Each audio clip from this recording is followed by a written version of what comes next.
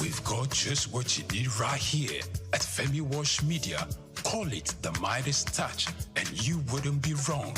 Let us record, produce, mix, and master your audio like nobody does.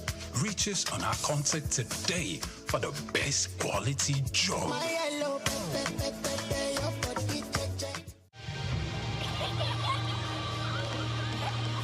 What keeps the heartbeat of a community alive? Is it the courage to create, the power to connect, the vision to transform? Well, it's all of these and more. It's a symphony of ideas, innovation, and industry.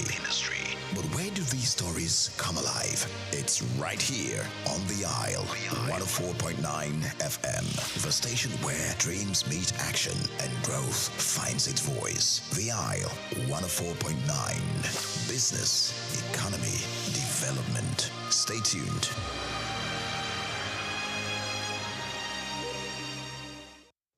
The much-anticipated Super Leader Conference kicked off with energy and enthusiasm in Lagos as the host, Apostle Success Haruna, delivered a transformative opening presentation. The conference, themed Leader Shift, brought together renowned speakers to redefine leadership and influence. The first speaker set the tone, emphasizing the essence of a super leader, one who communicates effectively, provides resources, recognizes both the strengths and weaknesses of others, and supports them rather than feeling insecure. He also highlighted team building as a critical component of leadership. One of the factors is because our marriage is a beautiful marriage for 17 years. So we have been able to model what a good marriage is to the people. Speaking, I have up to 16 people, 14 to 16 people living in my house. It has been so from the day one of our marriage. They've never heard our voice. 17 years together as husband and wife. They've never seen us scream at each other. They've never seen us fight. They've never seen us argue, and they're hearing our voices outside.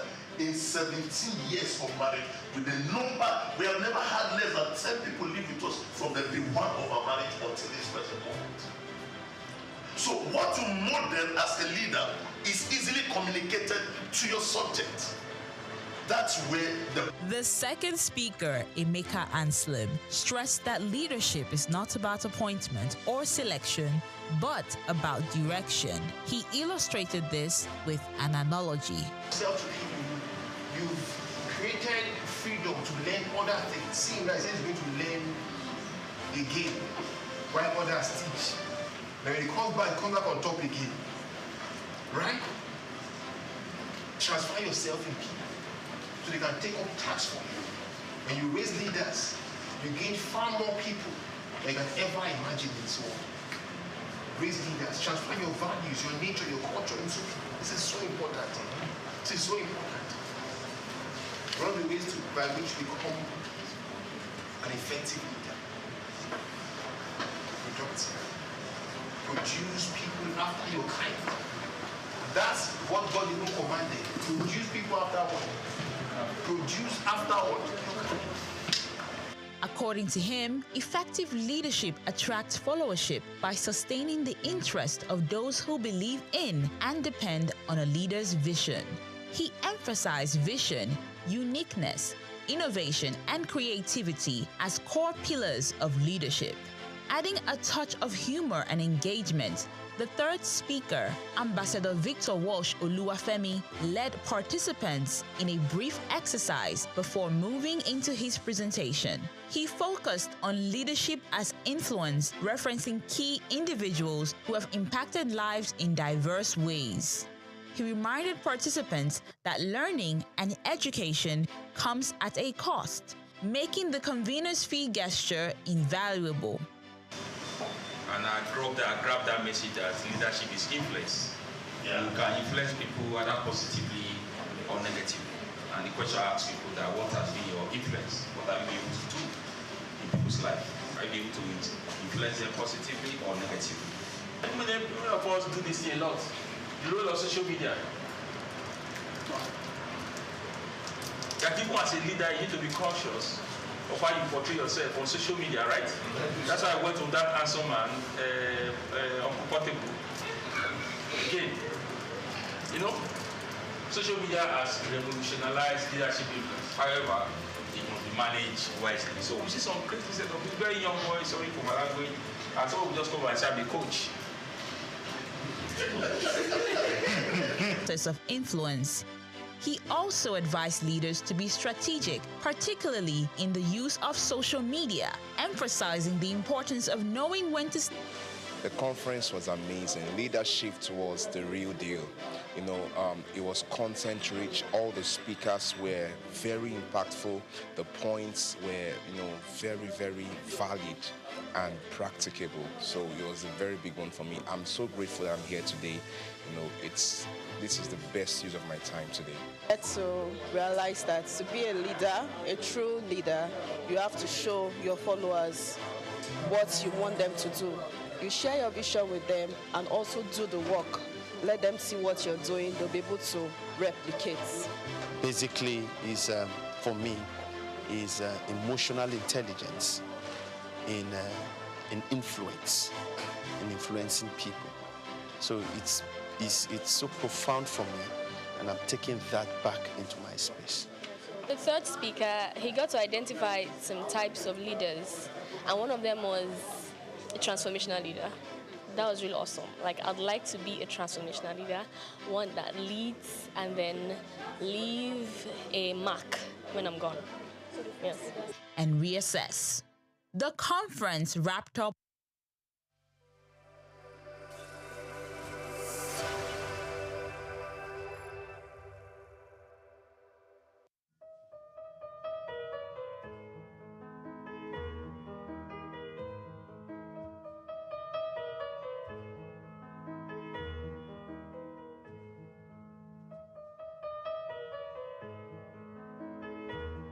We're going to have increase in the number of facilities that we would visit in the year 2025 by 30%.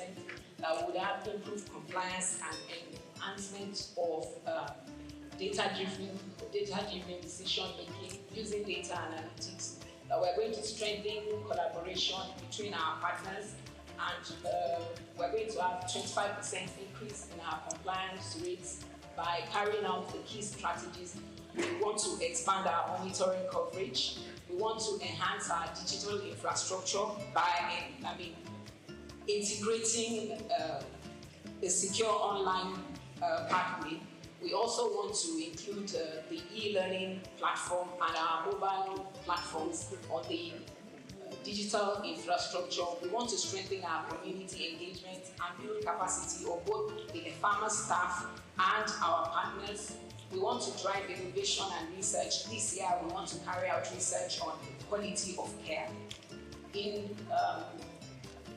doing all of this, we want to make the health facilities in Lagos safer by, leveraging on technology and ensuring that all our processes are data-driven. Thank you very much. Thank you very much, Dr. Onoriede, Dr. Nibo, Dr. Veronica Iwayemi, and Dr. Abiola Idowu. Your Excellency, the Governor of Lagos State, Mr. Babajide Olusola Sanwo-Olu, the Honorable Minister of State for Health, Dr. Isiaq Salako. Taking us further in the comparative study, I want to especially welcome a professor, a consultant medical parasitologist at the College of Medicine, University of Lagos. He coordinates the International Malaria Microscopy RDT Quality Assurance Center, as well as the country's World Health Organization malaria specimen collection sites in the College of Medicine, University of Lagos. Ladies and gentlemen, please let's put our hands together for Professor Wellington Oyibo for a very short comparative study. Thank you very much. Thank you very much, His Excellency, Executive Governor of Lagos State, the Honorable Minister of Health, here represented here by the Minister of State for Health. Ladies and gentlemen, first of all, this is historic for us. This is a path we have planned, prayed for, and we are happy that this is happening. Mr. Governor, thank you for all and for making this happen myself.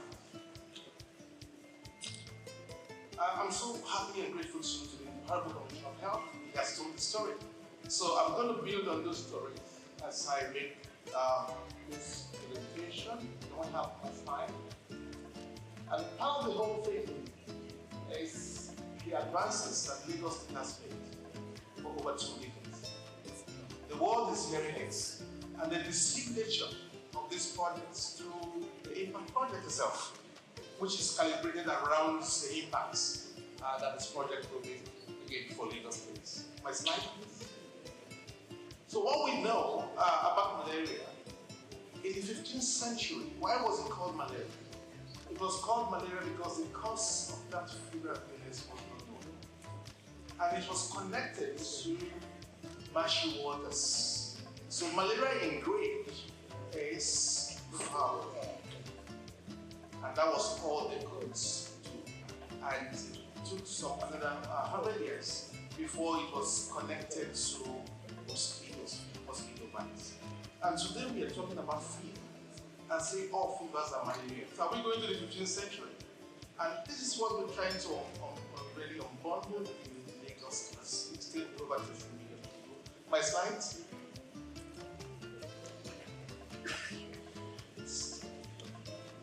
So if fever is still malaria, we go back to the 15th century. And then, of course, for evidence base, meant that we will have to quickly provide the evidence. Can I have the slide up? Yes. So the horrible complaint, let me just pull it out from here.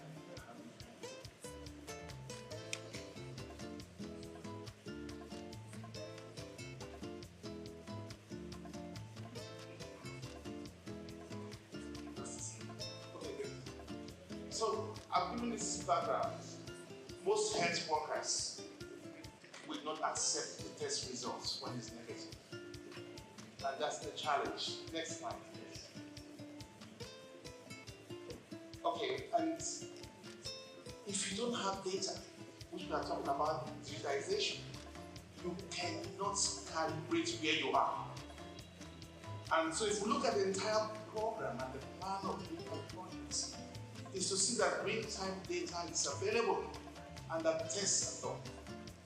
And when the test is done, we can say quickly, cost-effectively, this is where we are. Because you can rely on routine data. The country do not have quality data, and that's the challenge. Next slide. So, no confidence in the test. ACTs are being used. Lagos is making progress. How do we handle this?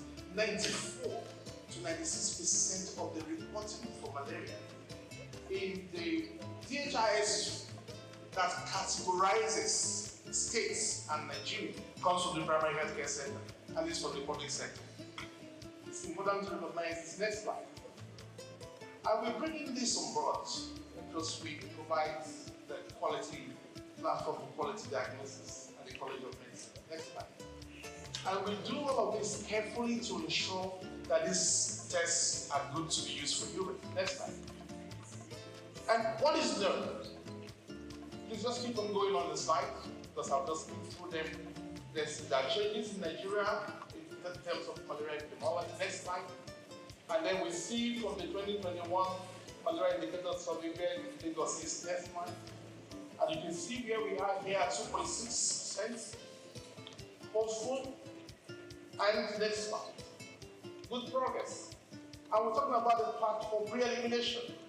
We are on that path. And we are happy that this is being mentioned here today. And like I said, this signature. And in line with the stratification strategy and subnational tailoring by WHO. So we are quite on course on this. Next slide. And then you can see the different tests available. You can keep on hitting enter. You have microscopy that is powered by a human being. And then you have this rapid diagnostic test that is technology. But somehow we refuse to accept technology and we stay with humans with all the challenges. So that's what you see with microscopy. Just keep on pressing enter and all of this. And this is the test 15 minutes. The result is out. The other one will take any time. It will be 1 day. And then based on that, we have done the scoping assessment of facility in Lagos. Recent times, cosmetic clinics. So we're finding it difficult. We have limited capacity to ensure monitoring of these facilities. We also have inefficient manual processes because our digital platform is unable to carry out some of the processes in the agency. We're sitting on a lot of data in the agency. With AI to make sure that the test is actually having the results that the pharmacy or PPMP says it does. We then verify that the treatment, the appropriate treatment. And then in the impact program, we to the public health system for malaria-negative patients to ensure that they're getting the proper diagnosis that they need and have a better understanding of what other febrile illnesses patients might have. Next slide, please.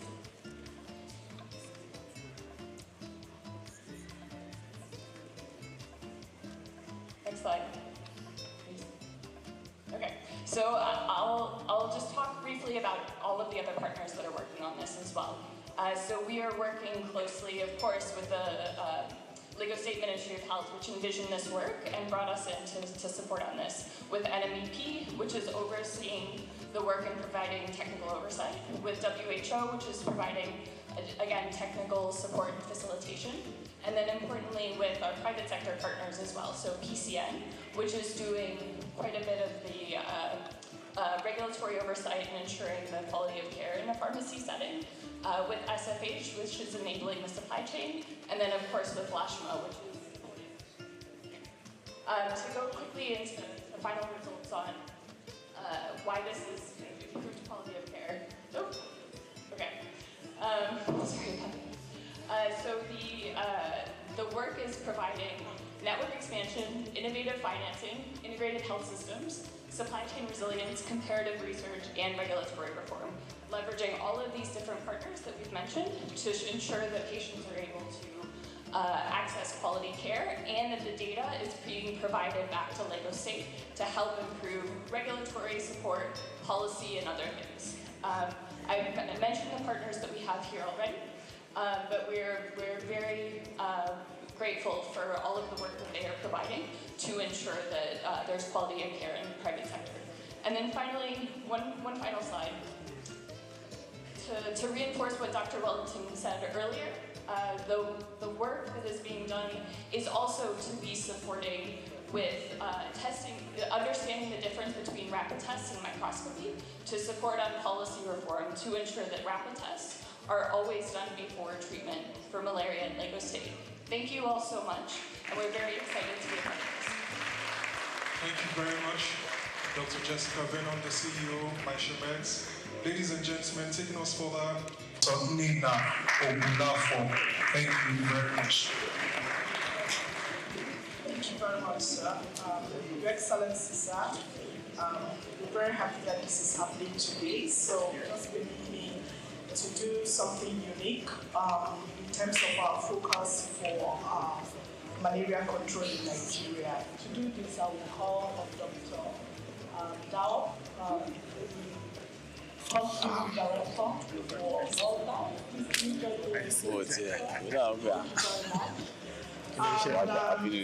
we're going to have the Honorable Minister interested for malaria. Honorable Minister, please. Thank you very much. This is showcasing the main focus for malaria control in Nigeria, which we refer to as the 3 T's. Your Excellency, the first T stands for tests. We cannot overemphasize or we cannot underscore the importance of that. The second T, sir, is for treatment.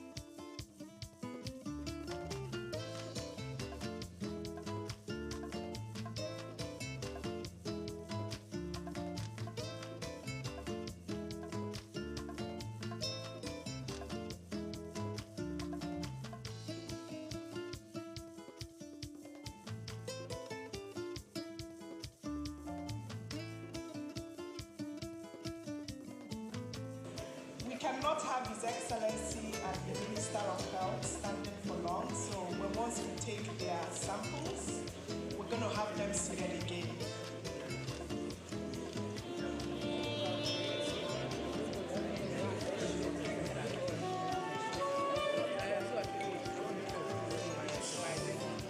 So can I have Dr. Walter on stage to come and quality check what is happening, sir, please? Thank you very much.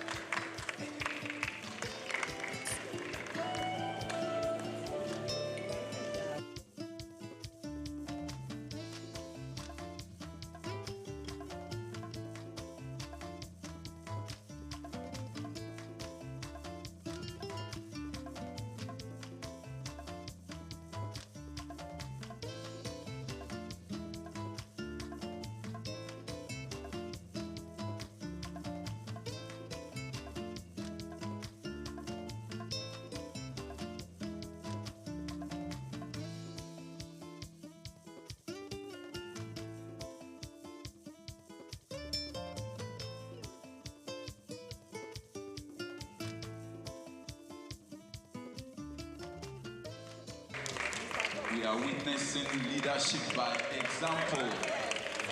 Leadership by example by Mr. Governor, Mr. Babajide Olusola Sanwo-Olu, as well as the Honorable Minister of State for Health, Dr. Salako. Please, let's appreciate them. That is the way to go for every one of us all. Thank you very much, Your Excellencies. So again, this is the way to go for malaria control program in Nigeria. The pre-elimination in Nigeria could commence in phases. We could commence pre-elimination in Nigeria in phases. Thank you, Your Excellencies. Thank you. So back to the fourth bullet on my slide. Your Excellencies, pre-elimination in Nigeria could be commenced in phases. It could start with the states, Lagos State, for example, and we could go geopolitical zones. So I was sitting with my sister, the Commissioner of Health from Ogun State. So the fever for pre-elimination have started. So I also want to say that it stands on Lagos State to make sure that this pathway for pre-elimination is properly done. The National Malaria Elimination Program is waiting to take the experiences and the processes that Lagos will use to achieve elimination to be replicated in other states.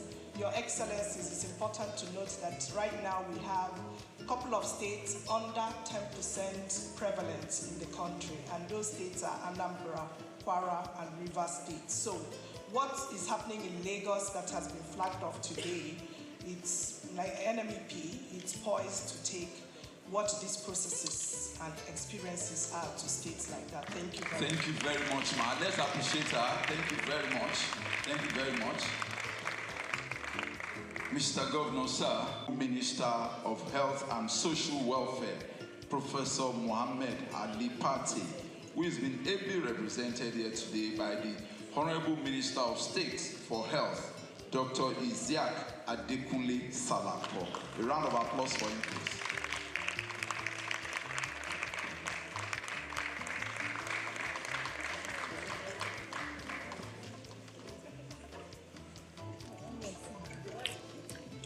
Your Excellency,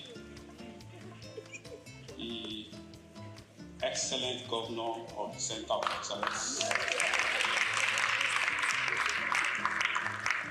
Mr. Babajide Olusola Sanwo-Olu. I must recognize my brother, who is the one who has summoned all of us here today, the Honorable Commissioner for Health for Lagos State.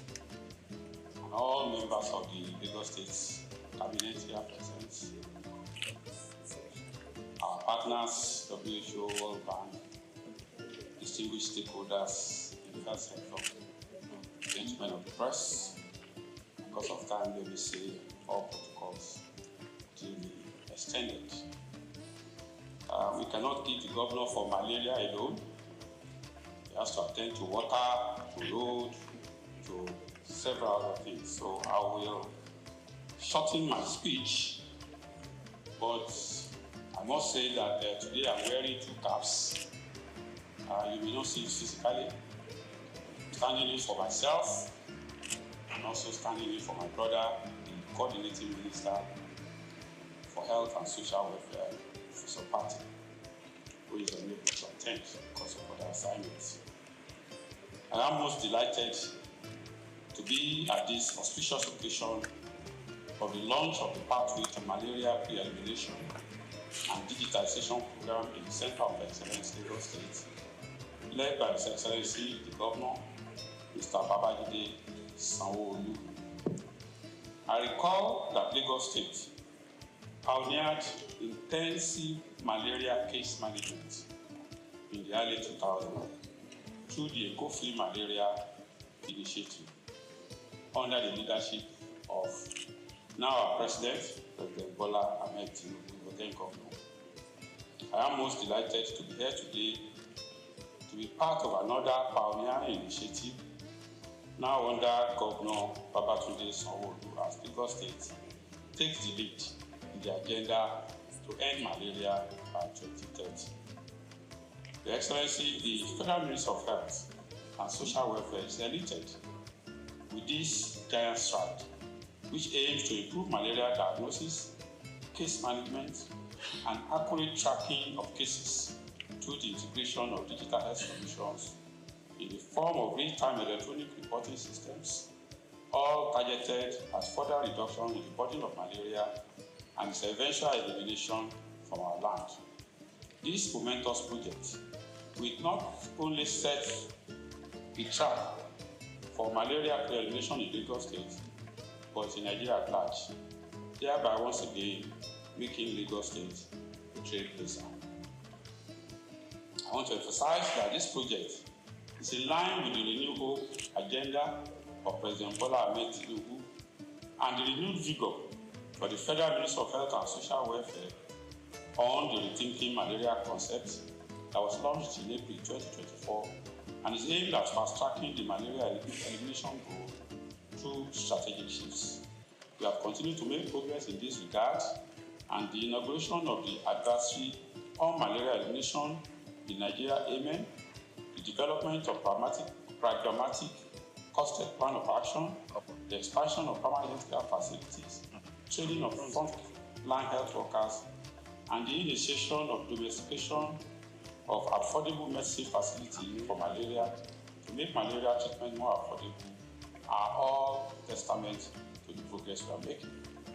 Your Excellency, distinguished ladies and gentlemen, the Ministry is taking these steps in order to reverse the undesirable trend of being the highest burden malaria endemic country globally, accounting for 37% and 31% of cases and deaths respectively. I am confident that Lagos State possesses the needed attributes that can help drive Nigeria to malaria elimination through such case-setting initiatives like this program. Furthermore, Lagos has been consistently the lowest malaria prevalence state in Nigeria, as evidenced from all the malaria indicator survey conducted in the country, with the most recent result in 2021 showing 2% prevalence, hence indicating a tendency of attaining pre-elimination when concerted and consolidated efforts are put in place. I wish to report that the challenge of let me use this opportunity to call on all stakeholders not to relent on their support towards this impactful intervention, which will contribute significantly to the drive at eliminating malaria from the world. Nigeria is ever committed to this drive and we will continue to toe the path of global best practices. I wish to assure all Nigerians and our partners that the change in the policy of the United States government with respect to global health funding will not adversely affect our malaria elimination programs and other public health initiatives, as President Bola Ahmed Tinubu GCFR has approved a robust mechanism to ensure adequate and cost-effective funding for our public health programs. I call on all state governments to join hands with the federal government to ensure that our country becomes self-sustaining in the funding of our public health programs. Before I end this address, let me commend once again and appreciate His Excellency, the Governor of Lagos State, Mr. Babajide Souq, and his health team, led by Professor Akin Abayomi, for initiating and executing this laudable innovative project. I wish to also sincerely appreciate all the partners, World Bank, WHO, all the implementers, especially for providing the needed human resources, technical support, and the funding for the implementation of this initiative. I wish all of us a successful launch of this impactful project as a springboard for the elimination of malaria from our country. Thank you, and God bless the federal government.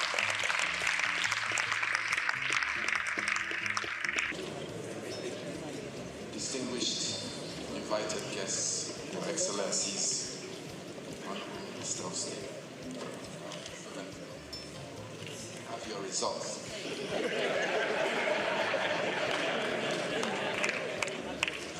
To say that Honorable Minister of State,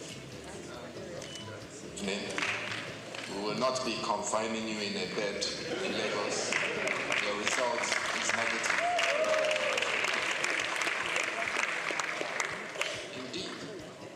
When patients go to clinics and the doctors tell you that they've performed a test, it is your responsibility as a patient to see the test. Please ask for the test and take a picture of it and have a record on your phone. My governor, the Excellency of Lagos State, I'm pleased to tell you that you may continue with your duties. Congratulations, sir.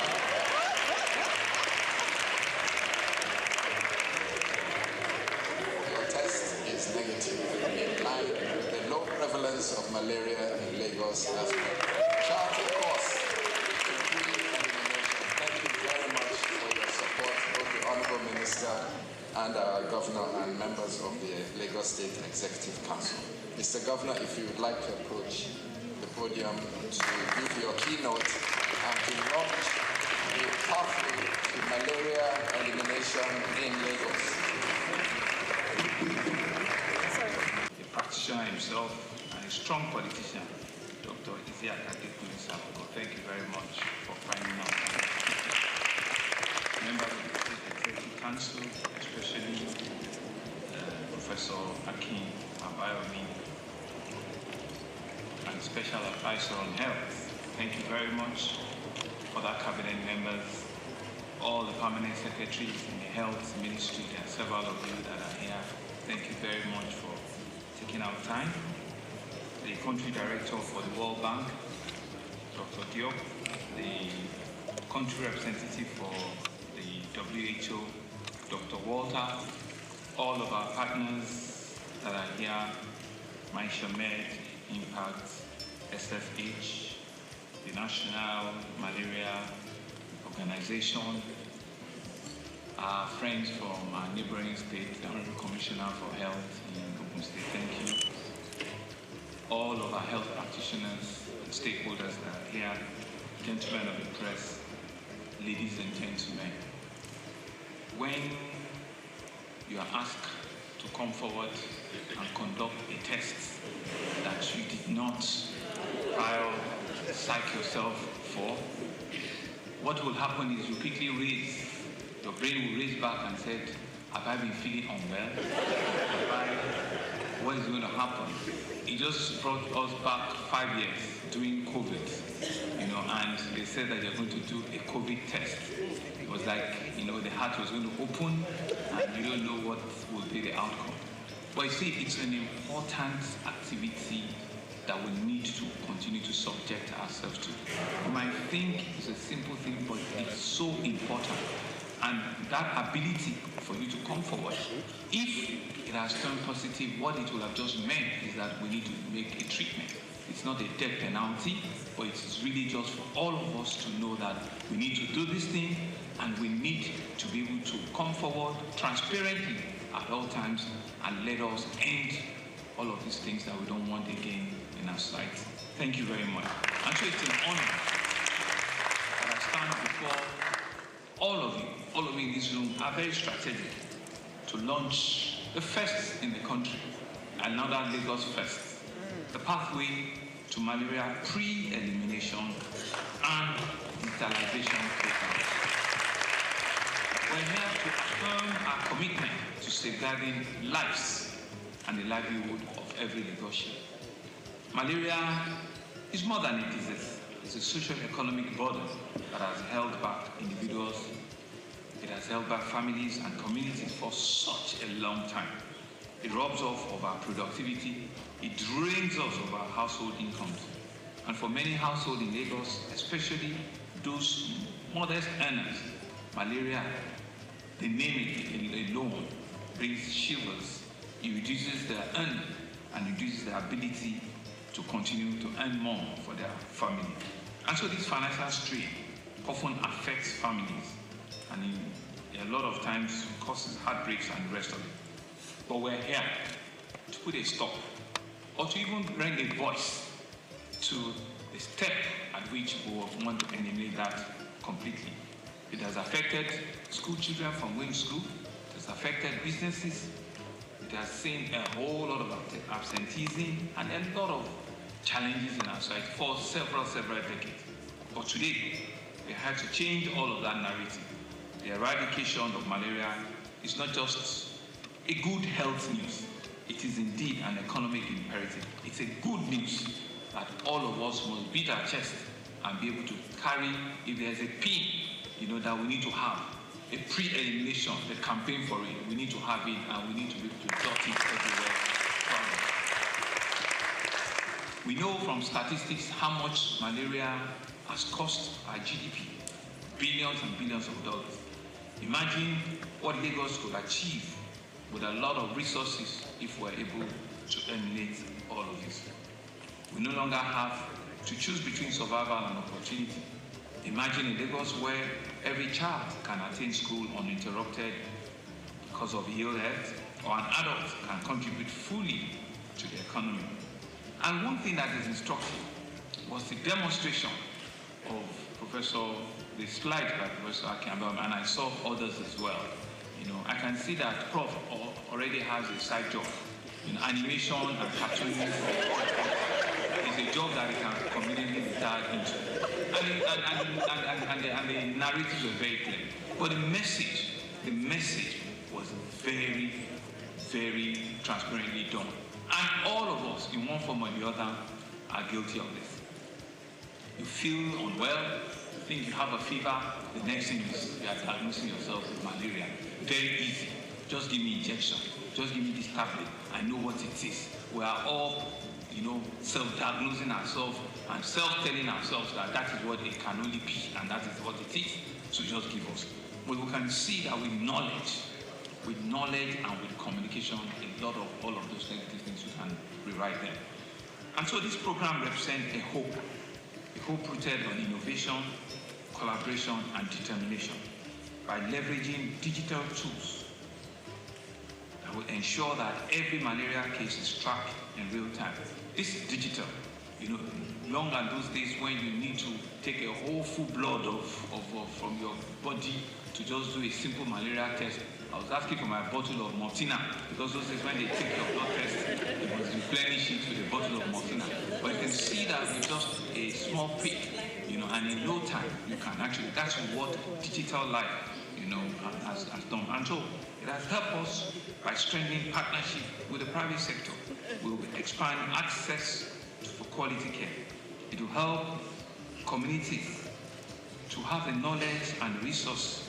It will build a culture of preventing that leaves no one behind. And that's a message we need to come out of from here.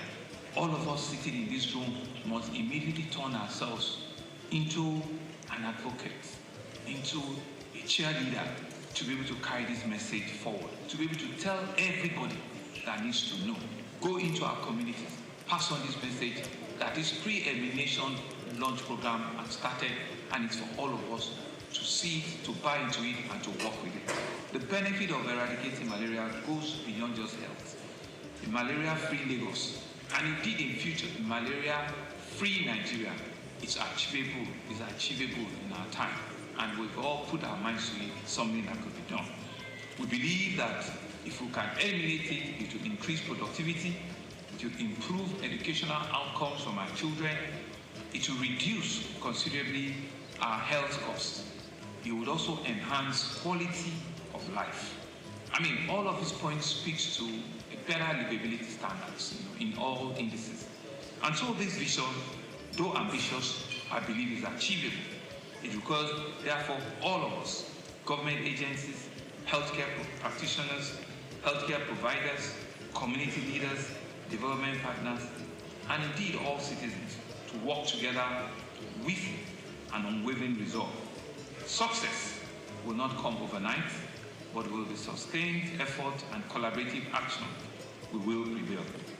You saw the slides that a farmer and the lady on malaria and the lady on immunization. You saw the statistics between January and February, what the run rate should be. Yes, we will say that, this is just March, but we need to be able to double those numbers. We need to push those numbers to be able to achieve the 2025 target. We need to be able to push and achieve, because there is no magic to it. If your target is 2 million, and at the end of February, we are still doing less than 200,000. We are doing far, far less. So you need to double, your spike shoots. You need to work harder, twice as much for you to achieve the 2025 record. And Doctor told us, Prof, he told us from WHO that it's 2025. They are going to close the envelope. Hello? Yes, they said they are going to close it. And there's a 20, where is it? I thought it was. They're going to close it. Our target is that we'll have to take that $20 million. We have to do everything to make sure that we take it.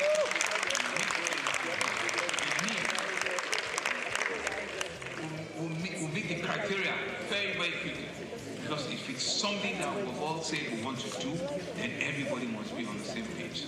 I want to commend the farmer and all the ladies that came forward transparently to show us those data. And what we need to do is we don't need to wait in October before we now cry. We need to be able to track this thing on a month-on-month basis. So I want to thank all of you. I want to thank our partners, the World Health Organization, the World Bank, the National Malaria Elimination Program, our community pharmacists are here, all of our pharmaceutical associations are here. Thank you very much. Our various private and public hospitals, and all of you that are here for your valuable support in making this initiative positive. Of course, permit me to thank in absentia our very hardworking Honorable Minister of Health and Social Welfare, Professor Mohammed Al-Pate. Our best regards and best wishes to him. We know all of the things that he has brought about in his tenure as the Honorable Minister of Health. We wish him well. We are also tracking and monitoring, all of his deliverables so that we can say at the end of the day, in your time, you did all of this. And to also thank the Honorable Minister of State for cooperating and operations with the Honorable Minister. We believe that if you do all of these things and you do them well, your time, your time in that ministry will be written in gold, and Nigerians will forever be grateful because we know that you are pushing everything to ensure that we save over 1 million lives, and you're doing so many things, so many big health initiatives, and want to wish you well. To Dr. Diop, our country director for the World Bank, thank you for your invaluable support at all times, funding your technical assistance. We believe it will continue to catalyze our health initiative. To our country director on the Bill and Melinda Gates Foundation, Mr. Uche, whose organization's investment has been pivotal to malaria control. We say a big thank you. Dr. Walter, our WHO country representative, we believe that your expertise and your advocacy capacity has helped also to push this forward. Thank you very, very much. To all of our partners, Marshall, Mets, who I met last week, I did promise, I said I'll be here in person. And to all of our other partners, please, let's see this as a start to work. It's only when we achieve what we have said for ourselves that we have done the job. They don't pay people for attempts, they pay people for results. And it's the result that is important. It's the result that takes us to that final breathing point in which we all can say that, yes, we've done our best, we've contributed what we've needed, and we've seen the result. I believe that we have everything to make it work. We believe we have all it takes to eliminate malaria completely in Lagos State. I want to congratulate our own Ministry of Health. Congratulating ourselves is telling you that you have a lot more to do, Prof, and all of you. But I will be watching, and I will do everything to continue to encourage you. And as a demonstration of that encouragement, I was whispering to Prof that I will also do something different. I will be promoting Dr. Idu as a permanent secretary.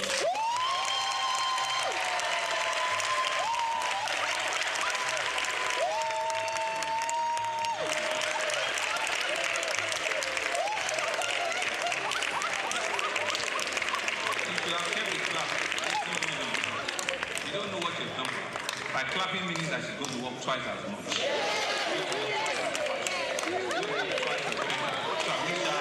All the very best hard work she's doing. To my fellow Lagosians, fight belongs to each of us. Let us embrace a preventive measure like eliminating mosquitoes, adapt, test before treatment. And I think that is the message we need to take away. All of our pharmaceutical establishments ensure that we can pass this message.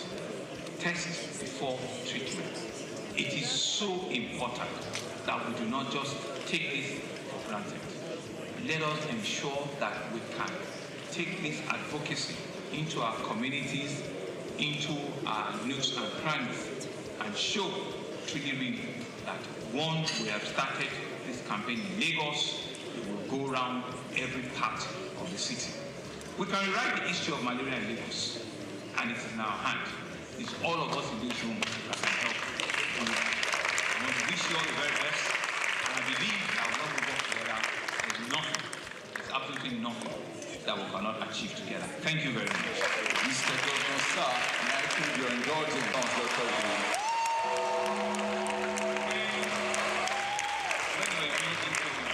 She thought I really didn't like her. She was frowning her face one day. She was doing her eye and her eye.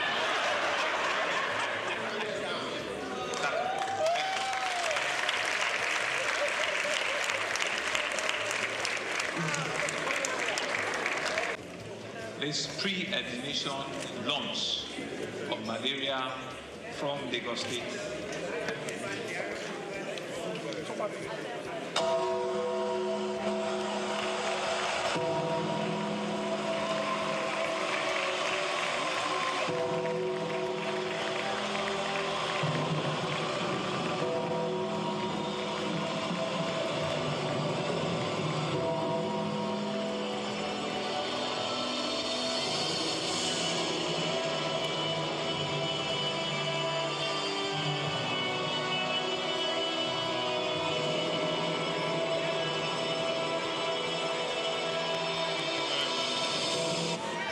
Pathway to Malaria Pre-Elimination and Sterilization Program in Lagos. Thank you very much. Thank you. Mr. Governor Souq, may I crave your indulgence to quickly invite this Honorable Commissioner for Health, Special Advisor on Health and Permanent Secretary, Ministry of Health, to join you for the first photo op.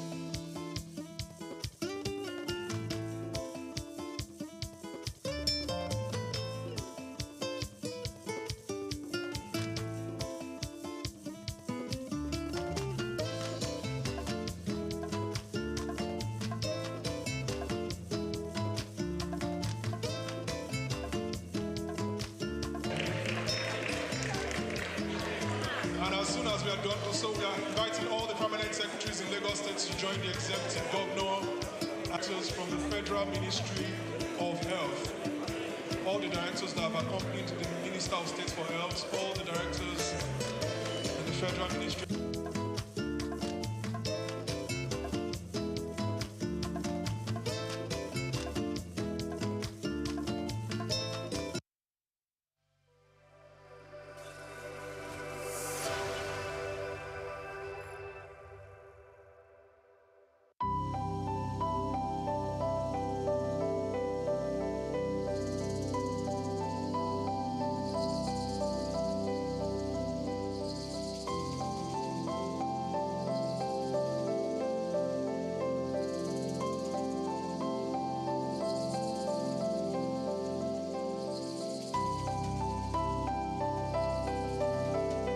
Trafalgar Square, established in 1844, is a symbol of British naval history and a popular cultural spot in London.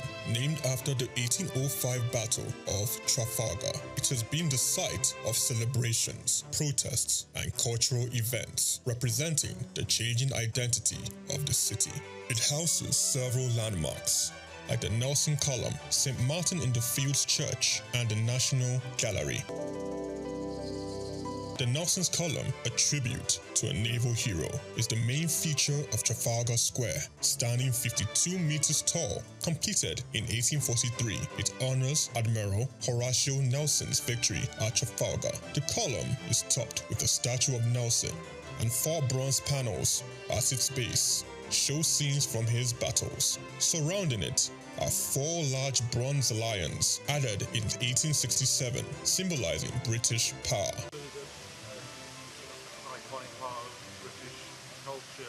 Not just in its look, but this is very much the sort of centre of London. You know, whenever there's a celebration, a protest, it's a public space that's very important for a lot of not just people that live in London, but for the UK. You know, it's a place where people would congregate. You know, I remember being here all around the 2012 Olympics, but it was very much one of the centerpieces of British iconic culture. Yeah, no, you used to be able to climb on the lions when I was younger, but you can't do anymore. So there you go, that's progress for you. St. Martin's in the Fields Church, reputed as an architectural gem, was built between 1722 and 1726. It is known for its neoclassical design by architect James Gibbs, and is famous for its portico and steeple, and has influenced architecture worldwide. The church also a rich musical history, hosting concerts and helping the homeless. Yeah, I actually came to London just on a little day trip, and then I remembered that this church sometimes has classical music on, so I just popped in, and there's no concert, but there were some people practicing. So there's a quartet of violins, and they made some lovely, sort of practiced for some classical concert. So I really enjoyed just sitting there for 10 minutes, listening to it. It's lovely, it's a really nice church, and it's nice that the people don't use it much time. So we used to have a nice cafe as well.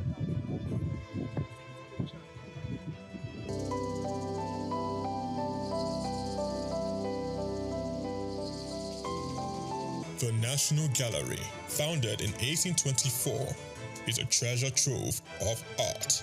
Located on the north side of Trafalgar Square, it houses over 2,300 artworks from the 13th to 20th century, with free public access to masterpieces from major European artists.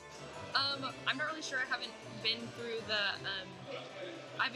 the museum yet, but I'm here for a Christian heritage tour to kind of learn more about the history of the Protestant Reformation in England and Christian history here in England through the paintings that are in the gallery.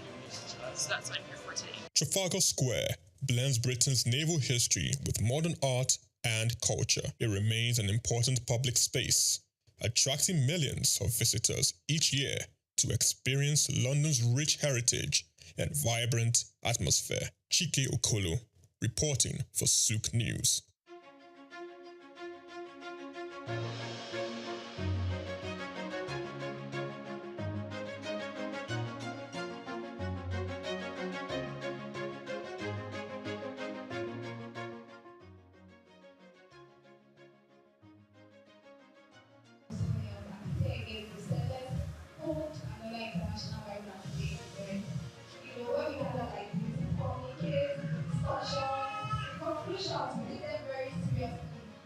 That's why you can see that MRC Nigeria is, it's rated best when it comes to world best practice. So we have people from other countries who come. This is where you are. We have people from other countries who are to learn from us, who are from that our activities here are gender responsive, gender friendly. We have our friends and all of that. So you get to know about us, about minors and women also. Like I said before, so at this junction, I would want to call or recognize the presence of some and first, I would like to call to my table our keynote speaker for today and the founder Web of Art Foundation, Mrs. Andre.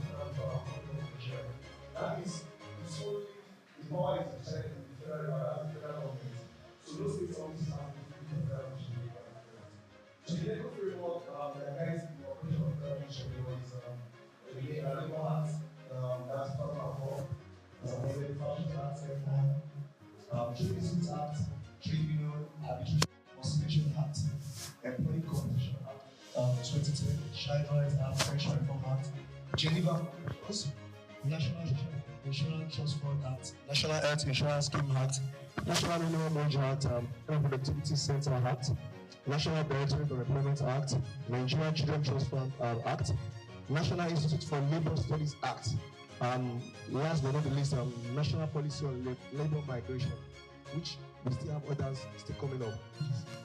It is important to know that the Employment and Wages Department is where the MRC, as MRC is a unit under the Employment and Wages Department.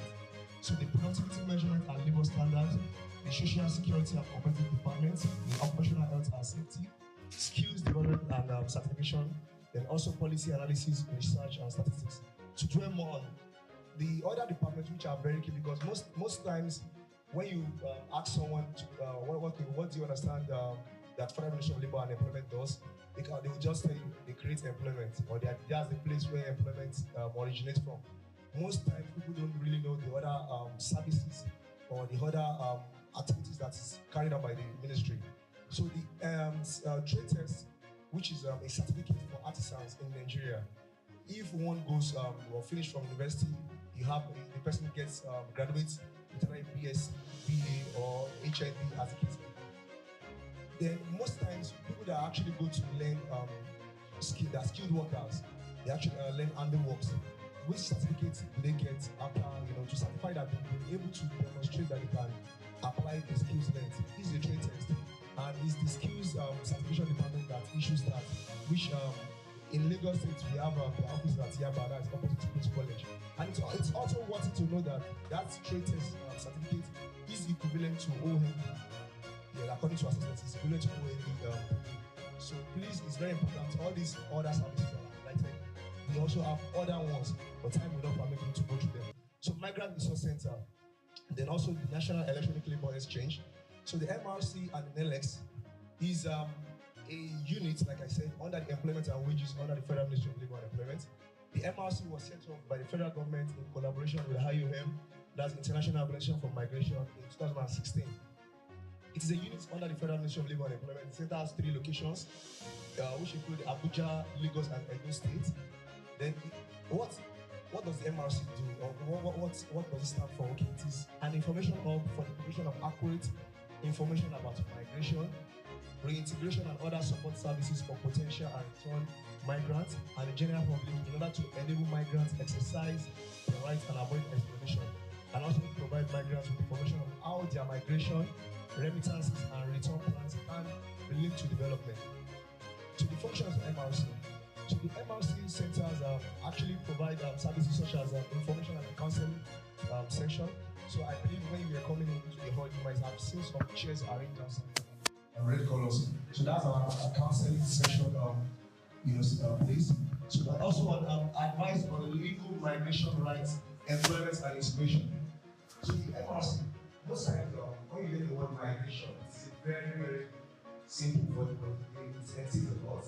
People are migrating today, but the majority of them call them migrant workers.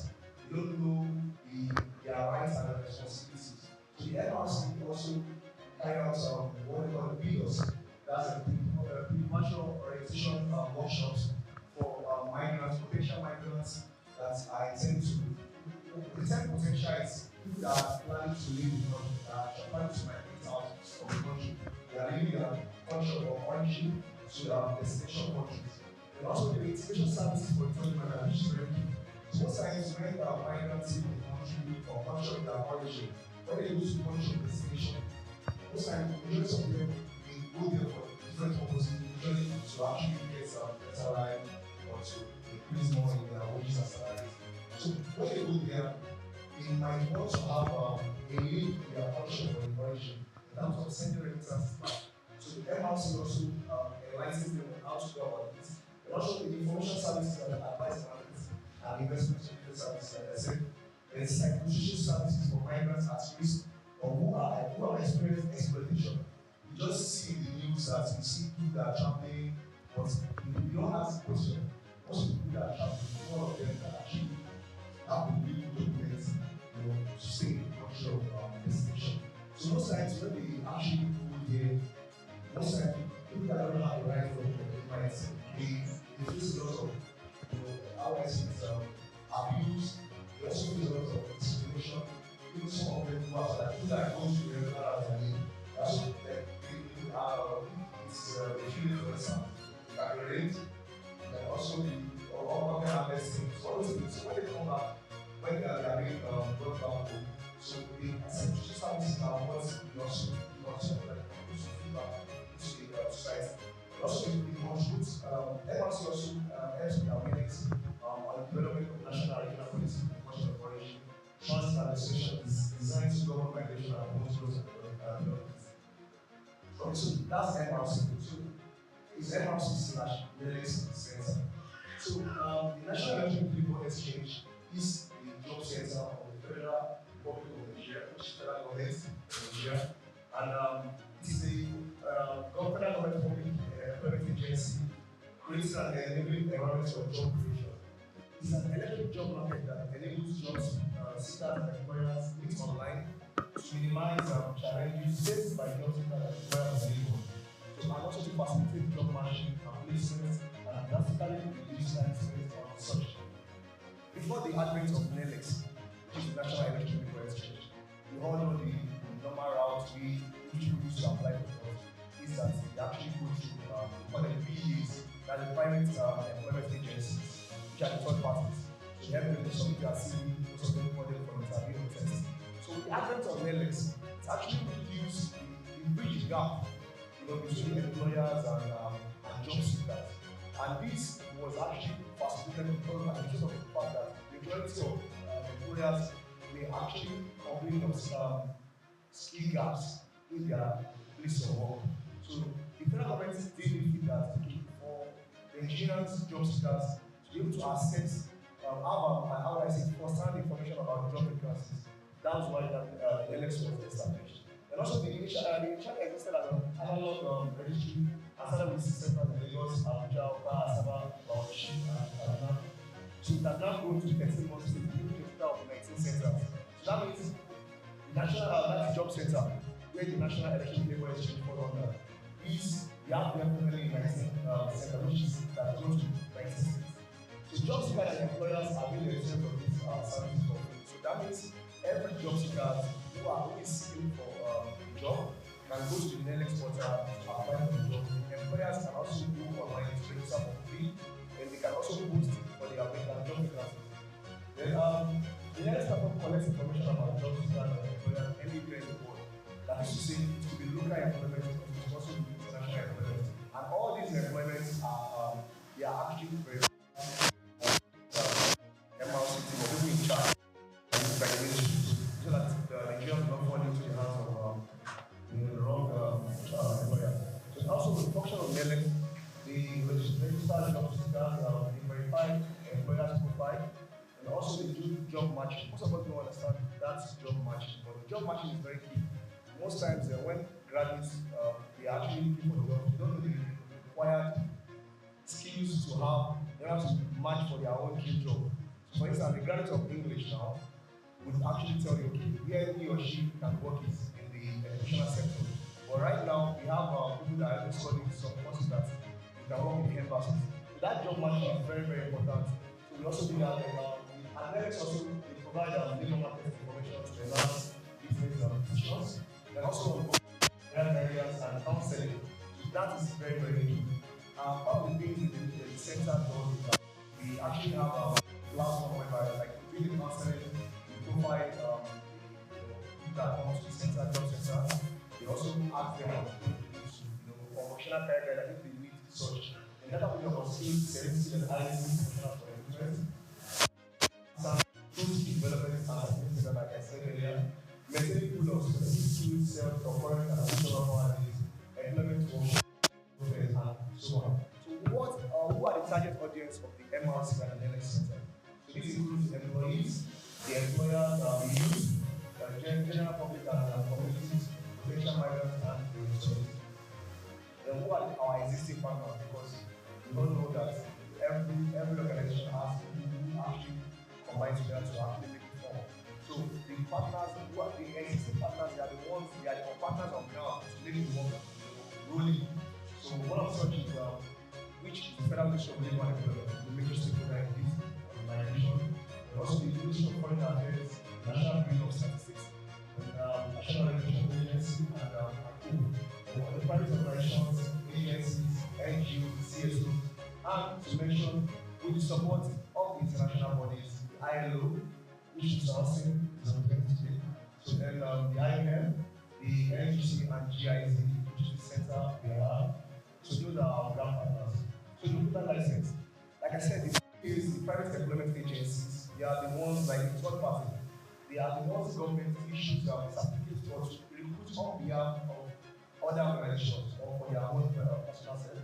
So the ministry is empowered by section 23, 25, and 71 of the Labor Acts 190, license fees and proper persons to operate as labor contractors and private employment agencies for the purpose of employment of workers, both local and international. This license is called the recognized license. So they are the regulators of private employment agencies, and therefore their part of duty is to ensure that every company recruiting gets a recognized license, so that they are able to present to job seekers and use amount of funds and legal areas around. So it is also we are also making this more as well because we have saturated illegal recruiters around the country. So whenever we actually see or we actually call the attention of the ministry to increase. So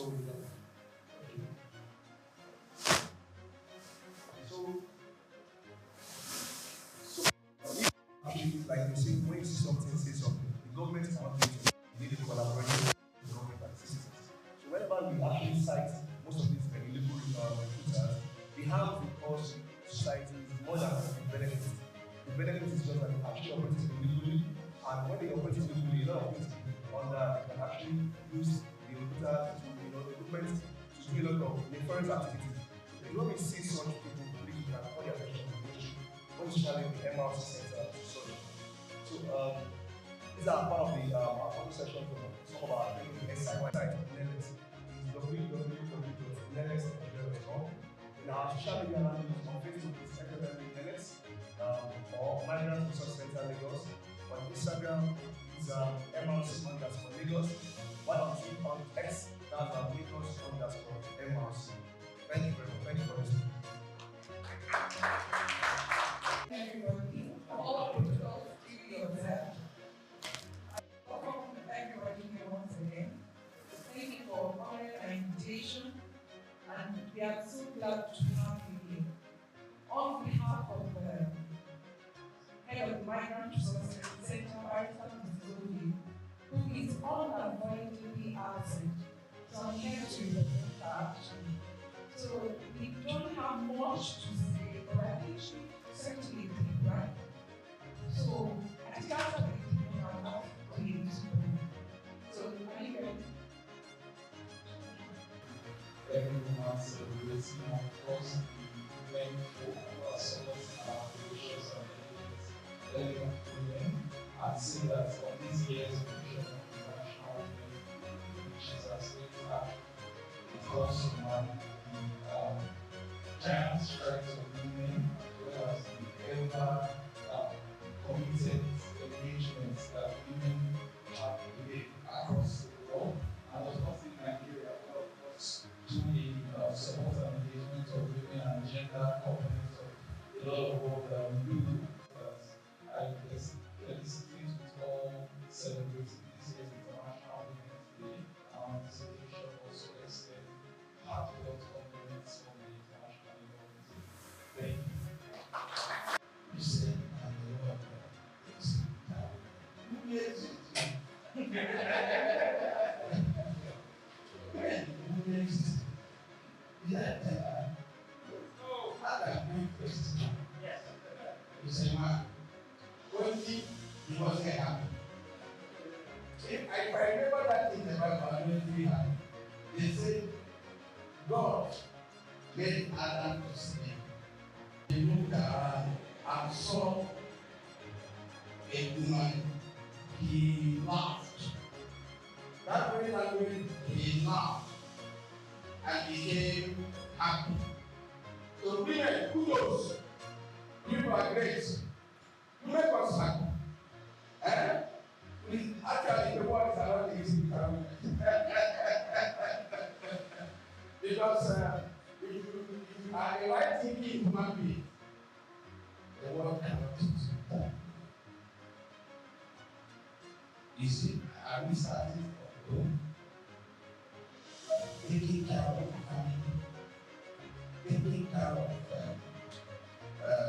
every environment, making the world suitable. Without it, the world is not suitable. So that's the question. When you ask it, I was imagining because so today is your day. The national women's day celebration. We are happy. I have to tell you, I want to celebrate it.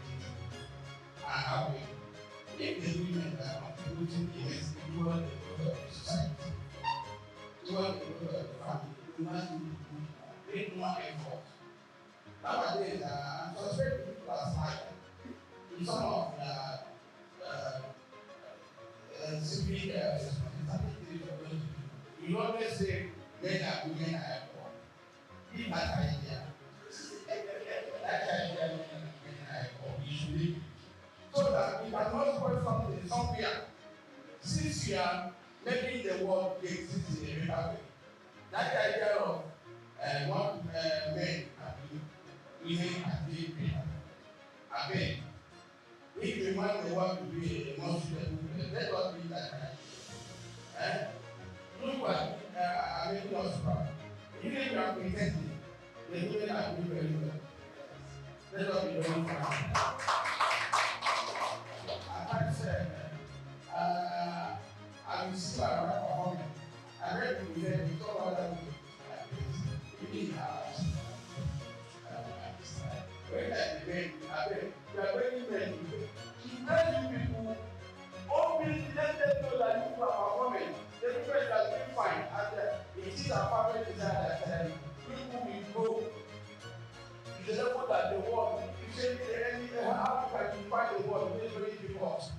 But we believe that the women can do it. That's a very big task in our giving women. How do you fight this war? The war is a very big source of the war. Between them, they end. And solve the problem. If you watch the battle of 1,200 BC, that was the headache of Christ. A woman caused battle that killed almost the entire battle. So people can get unity in this planet. So I recall in a group when we try in your home, in your environment, in the state, in the country at large. So we don't know where we can continue to raise the women because their handwork is highly committed. So we still pray that God let the women exist and continue to do their good work on it. Thank you. Take accelerate action for all women and girls equally.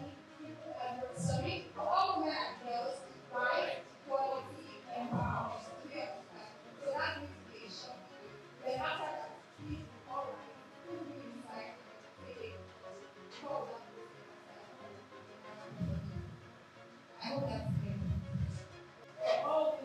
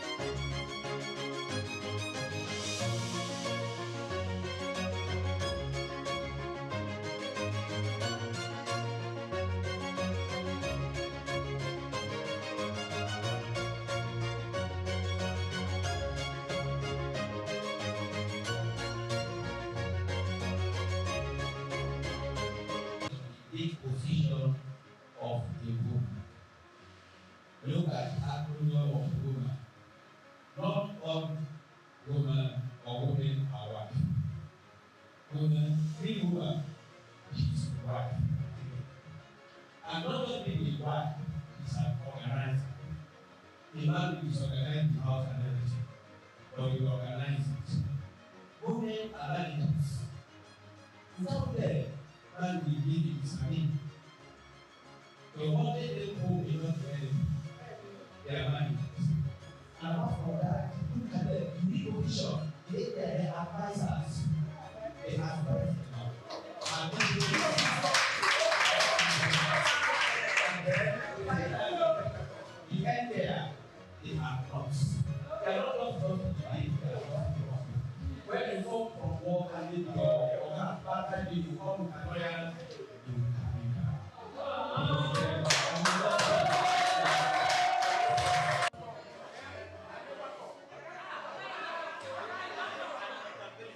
Executive Director of Web of Heart Foundation.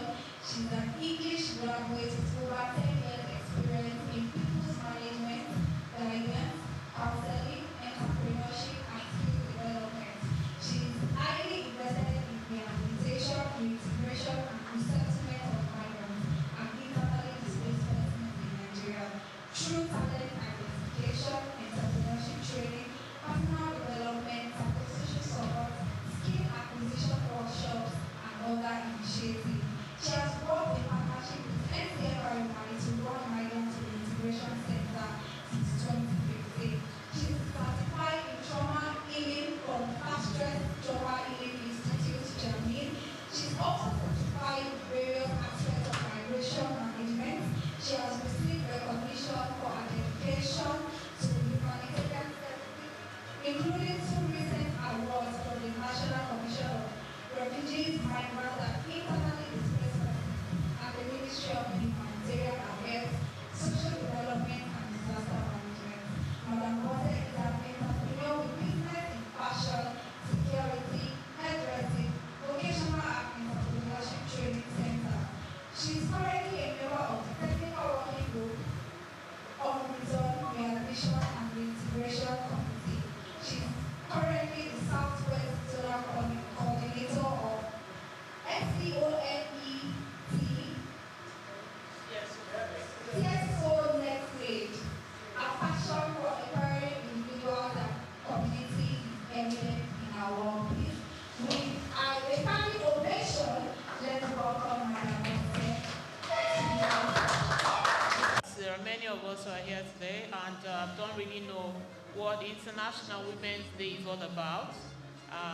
So I would go from the beginning of the program to talk about the International Women's Day. Like we've already been intimated that the theme for the year is accelerate action. The word accelerate means that don't go slowly, go fast. And very fast. So you can get faster results. So we really need to achieve faster results in terms of getting the rights and the equality and empowerment of the women and of the girls. This year's theme is a global call to recognize tactics, tools, and methods that support women's progress in various aspects of life. 50% of our population in Nigeria are women, so it's important that 50% of Nigerian population are not neglected, that they are in a place where they are happy, where they're fulfilled, and where they are contributory to national growth and to personal growth. The brief history of the International Women's Day. The IWD dates back to March 19, 1911. If your eyes are very good, even with my glasses, my eyes are not so good. I'm not able to see the screen too well, but you run the slides so that I can use my iPad. All right. So brief history of the International Women's Day.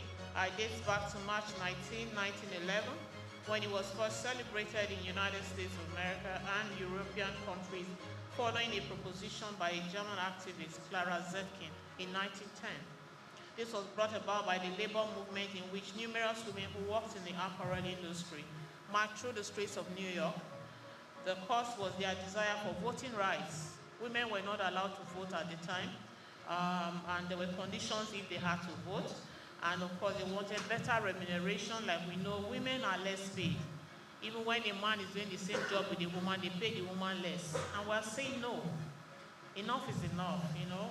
If you do the same work as a man, you should be paid the same wages. To be heard, to be recognized, to be regarded as co-contributors to national and international growth. Then where are we now? We're in 2025. What's the journey so far? That's what a day like this allows us to do, to appraise the situation and address the gaps, what's left to be done for there to be a perfect situation where equality is achieved and gender discrimination is abolished.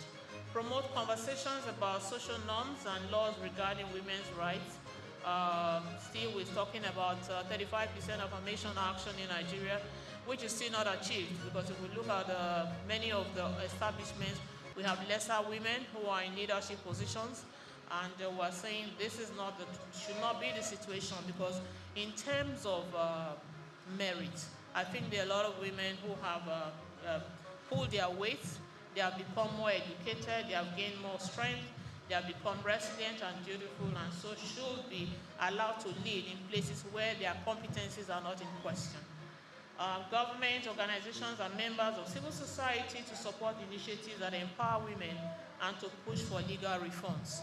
We're not just asking for reform for mouth. You know, mouth. They keep saying affirmative action. Now mouth is still there.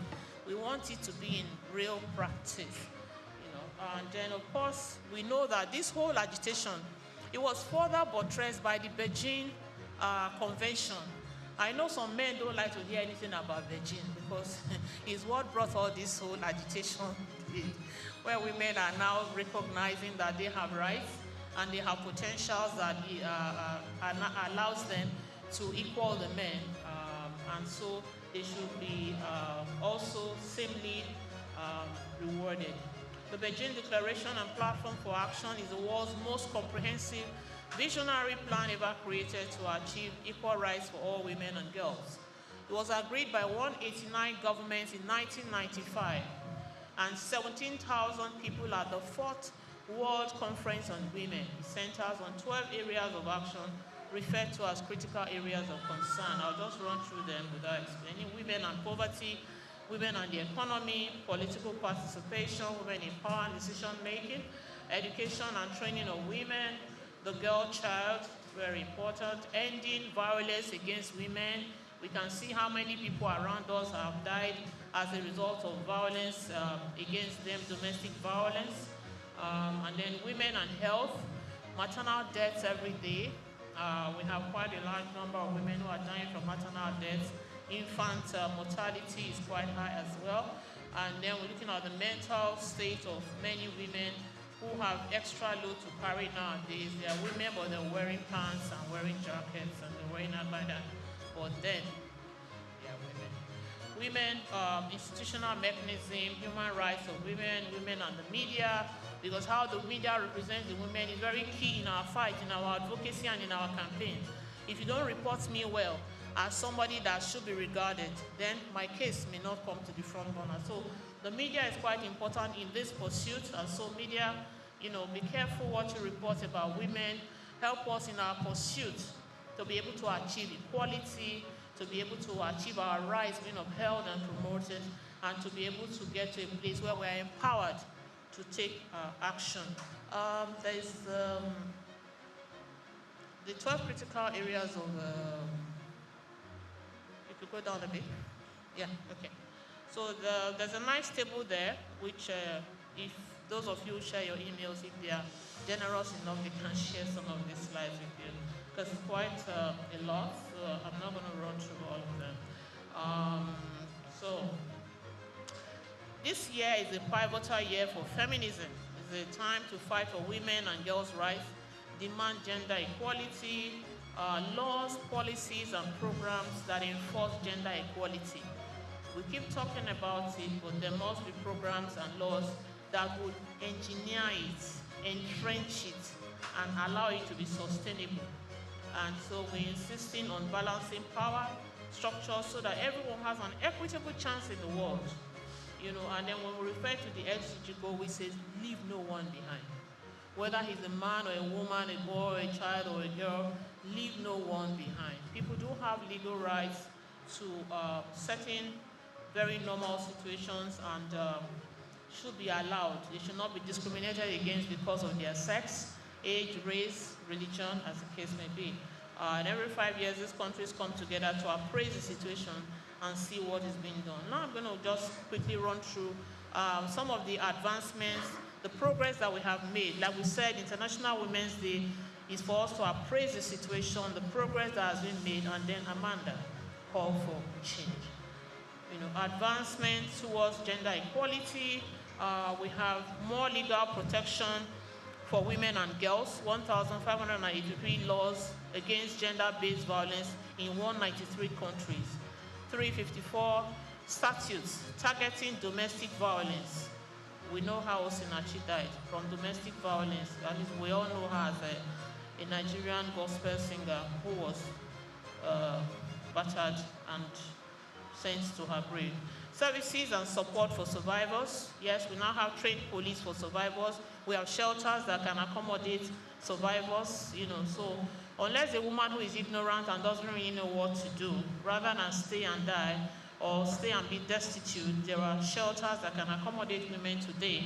And there are legal aid pro bono that can be given to women who are under severe abuse and under severe discrimination. There's counseling that is also available to women. The MROC is doing an amazing job of cutting across all fronts to be able to offer guidance, counseling, career advice, conflict resolution, a lot of counseling, and even mental health training. So, and then of course, the healthcare as well. Then you have economic empowerment of women, the ban on gender-based discrimination in employment. At least we now have some women who are able to be employed in places of note. And then we have unpaid care workers, gender gaps closed across education. There are more women now who are also vice chancellors, deputy vice chancellors of universities, principals of schools, and who are taking huge government positions. We have women also who are in the legislature, even though a very minimal number. More women live in conflict and crisis. We have 612 million women and girls who live within 50 kilometers of areas of armed conflict, like the Boko Haram, Chibok girls. Then we have too many women who are still poor. That is just a statement of fact as of today. Almost 10% of the world's women and girls remain stranded in extreme poverty. Speculations have it that we have 158.3 million women and girls who could be pushed into poverty by the year 2050. That's alarming, and it's quite troubling to know that rather than for us to progress, we're regressing. Because if by 2050 we still have over 158 million women who are in deep poverty, then something urgently needs to be done. Maternal mortality is also part of it, and that is because of the incompetence of some of our medical persons, allowing young people to go into maternal conditions that their bodies are not framed for and they are not mature enough to handle. And of course, the child marriage is one aspect which we stand against. I think a girl child should be matured enough before she's taken into any man's house and is violated. 103 countries have never had a woman head of state. And there are so many women who are competent. Gender parity still remains a distant dream despite the progress in women political participation. Even when we have had women like Kamala Harris come into being the vice president for the United States of America, we still have so many women who are not recognized for anything at all. The global crisis against women and girls continues with few signs of abating. Around 736 million women have been subjected to physical or sexual violence.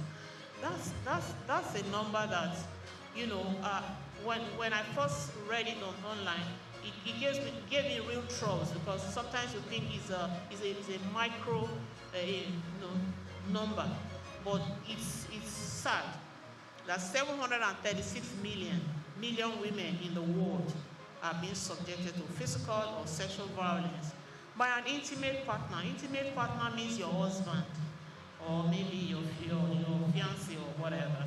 And then by a non-partner at some point in their lives. Women are exposed to a lot of sexual harassment, a lot of sexual abuse, and I say one of the contributing factors is that, these days there's no ugly woman, unless a woman who doesn't know her bits, Most women look beautiful, well-shaped, nicely dressed, smell good.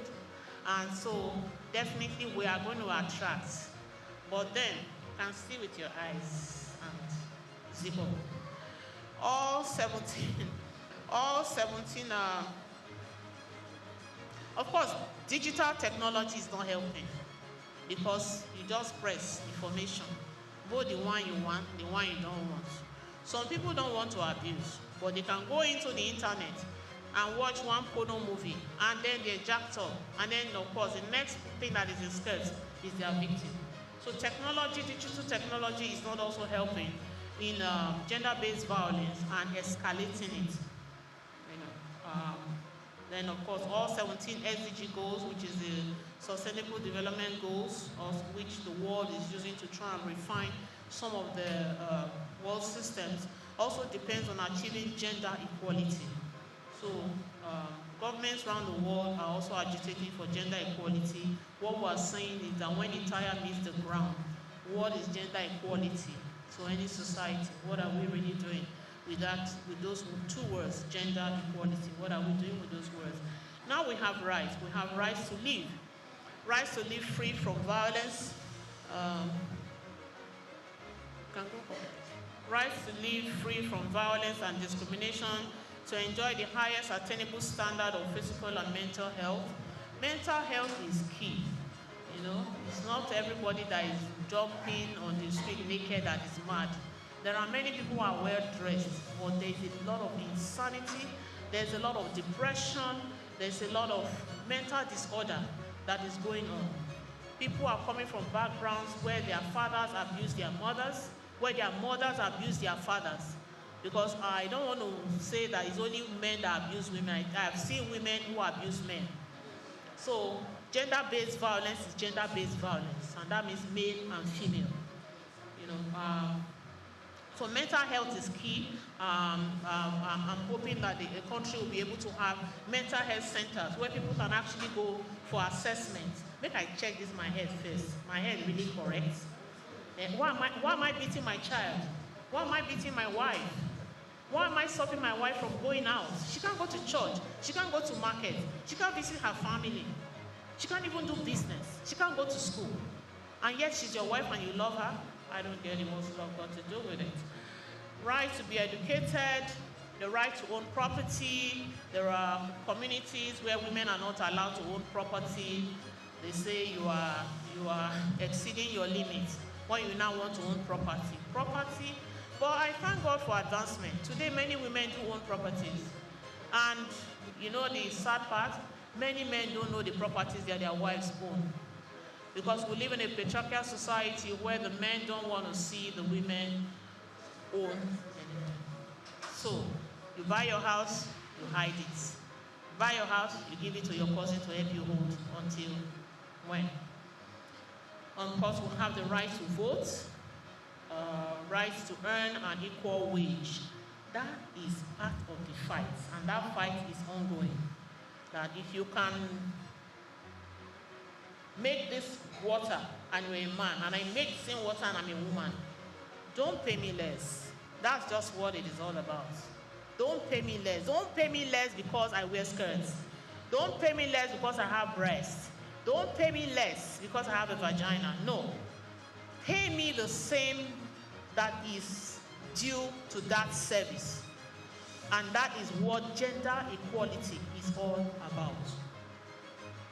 And then, of course, we have the 1999 Constitution of Nigeria. It guarantees every citizen the right to dignity. If somebody beats you and abuses you, he has undignified you. Let me use that word. That means he has slashed your ego, your dignity, and has reduced you to almost rubble. And when the Constitution is not for that, the Constitution is saying that there is right to dignity. That means that anybody that wants to handle you should handle you with honor. Should handle you like a human being who has dignity, a human being who has potentials, a human being who has skills and talents. Freedom from any form of discrimination. Don't discriminate against somebody because the person is a woman. Don't discriminate against somebody because the person is a Christian. Don't discriminate against somebody because the person is a Muslim. We're saying that all forms of discrimination should end. People should not be discriminated on account of their culture, their income. They should not be discriminated on account of their religion or their race. So racism needs to die in the world. So if you choose to die, there are laws now that are protecting us from vipers and men who do not want to treat women with dignity. And I will say women who don't want to treat men with dignity. There's the provision of the Administration of Criminal Justice. There's a Criminal Code Act. There's a Penal Code Act. Do you know that for touching a girl's breast and she goes to report it, you can go for 7 years imprisonment? I'm not kidding. I know somebody who is serving 14 years now. 14 years. He owned a computer shop, and the young girls who used to go there to train with him, he takes them one by one into the toilet. He doesn't have sex with them because there's no time for that. The toilet is small. But he will do all manner of erotic stuff, and he will abuse them. And one day, one of the young girls thought, I need to report this uncle. And she went and told an NGO, sadly, that this uncle abuses us. And this is an NGO that's coming up. So she wanted to make a name for her NGO that, look, I'm fighting for women who are violated. And she took the matter up. And the matter was brought to me. I said, Madam, use your influence to see if this guy can be bailed. I said, me, use my organization to free this man who 4 girls have come to admit that he abuses them. Not going to happen. And today, as I speak, that guy is in Kirikiri. Whether his case has finally been judged, I don't know. But he's in Kirikiri. Is somebody known to me? So it's not story. And of course, we have the VAP Act. The VAP Act is very effective in Lagos State.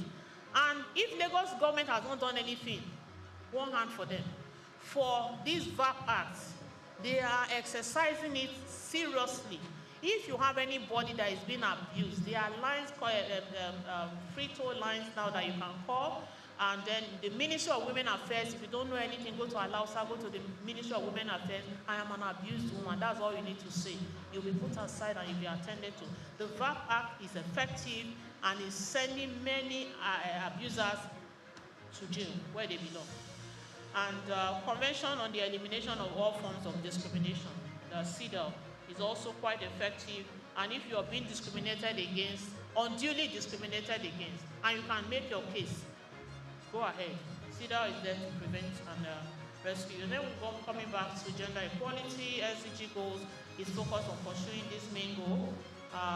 Ending gender disparities, eliminating violence against women and girls, eliminating early and forced marriage, securing equal participation and opportunities.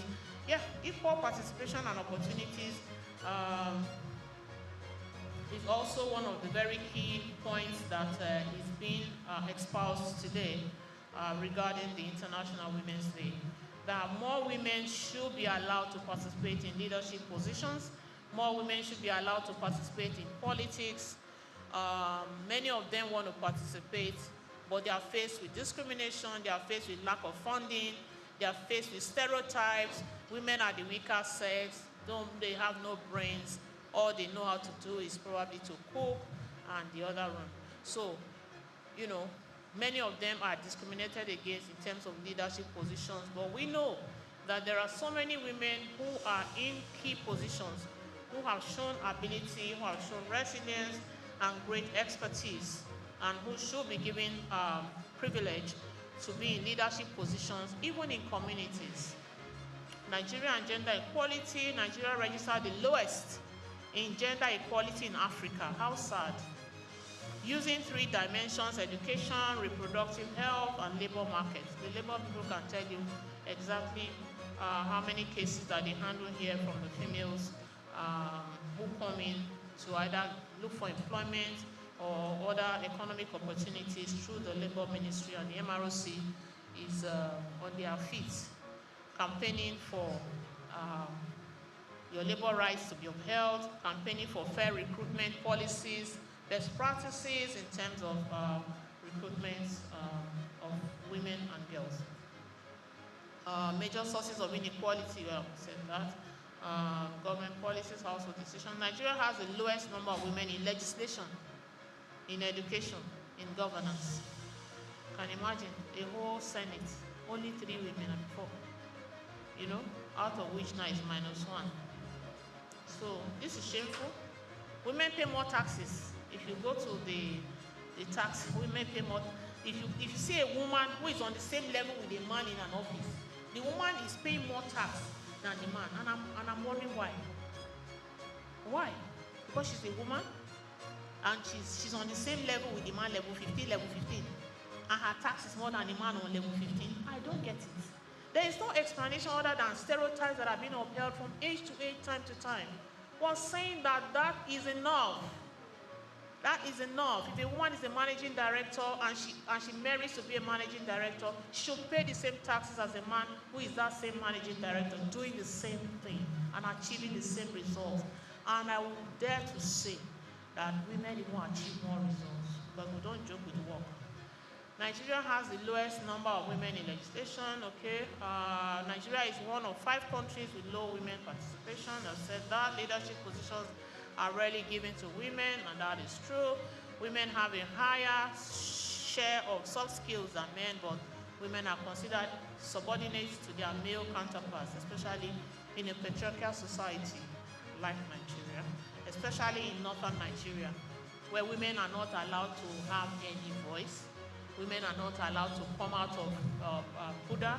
They are not allowed to come out from the shell or the hole with which, I don't know, well, sorry, excuse my language, but the confinements, let's use the word confinement, the confinements that they are being placed in, women need to come out, be allowed to come out, be able to express their talent. If you lock a woman up, you lock up her talent, you lock up her skills, you lock up everything that she's able to do that is good. Every opportunity that she can bring to the world, the growth that she can even bring to the world, is locked up, is sealed up, is concealed. No. If this woman has virtues and she has skills and she has talent, nothing should stop her. That is what we are saying on this day, International Women's Day. And of course, we have environmental injustice, you know. If it's a man that commits the crime and it's a woman commits the crime, they will stone the woman, but the person who the crime is being committed against will be allowed to take a walk. That's why we thank God for the God that we serve, who said, "Where are your accusers?" He said, I can't see them anymore, so I can't see them too. You know, so in criminal justice systems, entertainment worlds, we have, I don't know, women are still not pulling up their weight in terms of television, in terms of movies, even in sports. Even in sports, there's a lot of discrimination women face, even in sports, in religion. A marginal number of religious leaders. How many mosques or churches do you know where women are leaders? If you tune your TV now and it was a woman preaching and a man preaching, what will you do? You switch to the one that the man is preaching. Because that is the stereotype that the world has grown with. And we're saying that stereotype needs to be reversed. People need to be taken on their basis of competence, availability, impact. It's important. Culture and tradition, fear women-head communities. I don't know how many communities you go to and they say the Oba is a woman, or the Bale is a woman, or the what?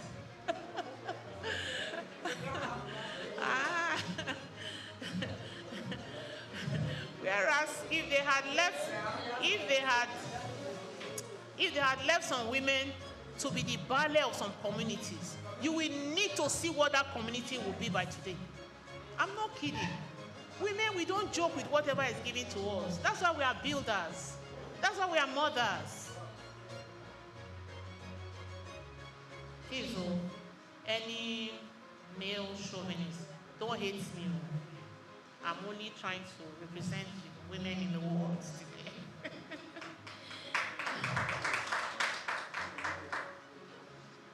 Solutions. Okay. Ending discrimination in law and practice. Human beings were generally unbridled. So we need laws to make us conform. And we're advocating for those laws that will make the world to conform. That gender equality is urgent, is needful, and is now. And envisioning a sustainable economy with gender equality at its core.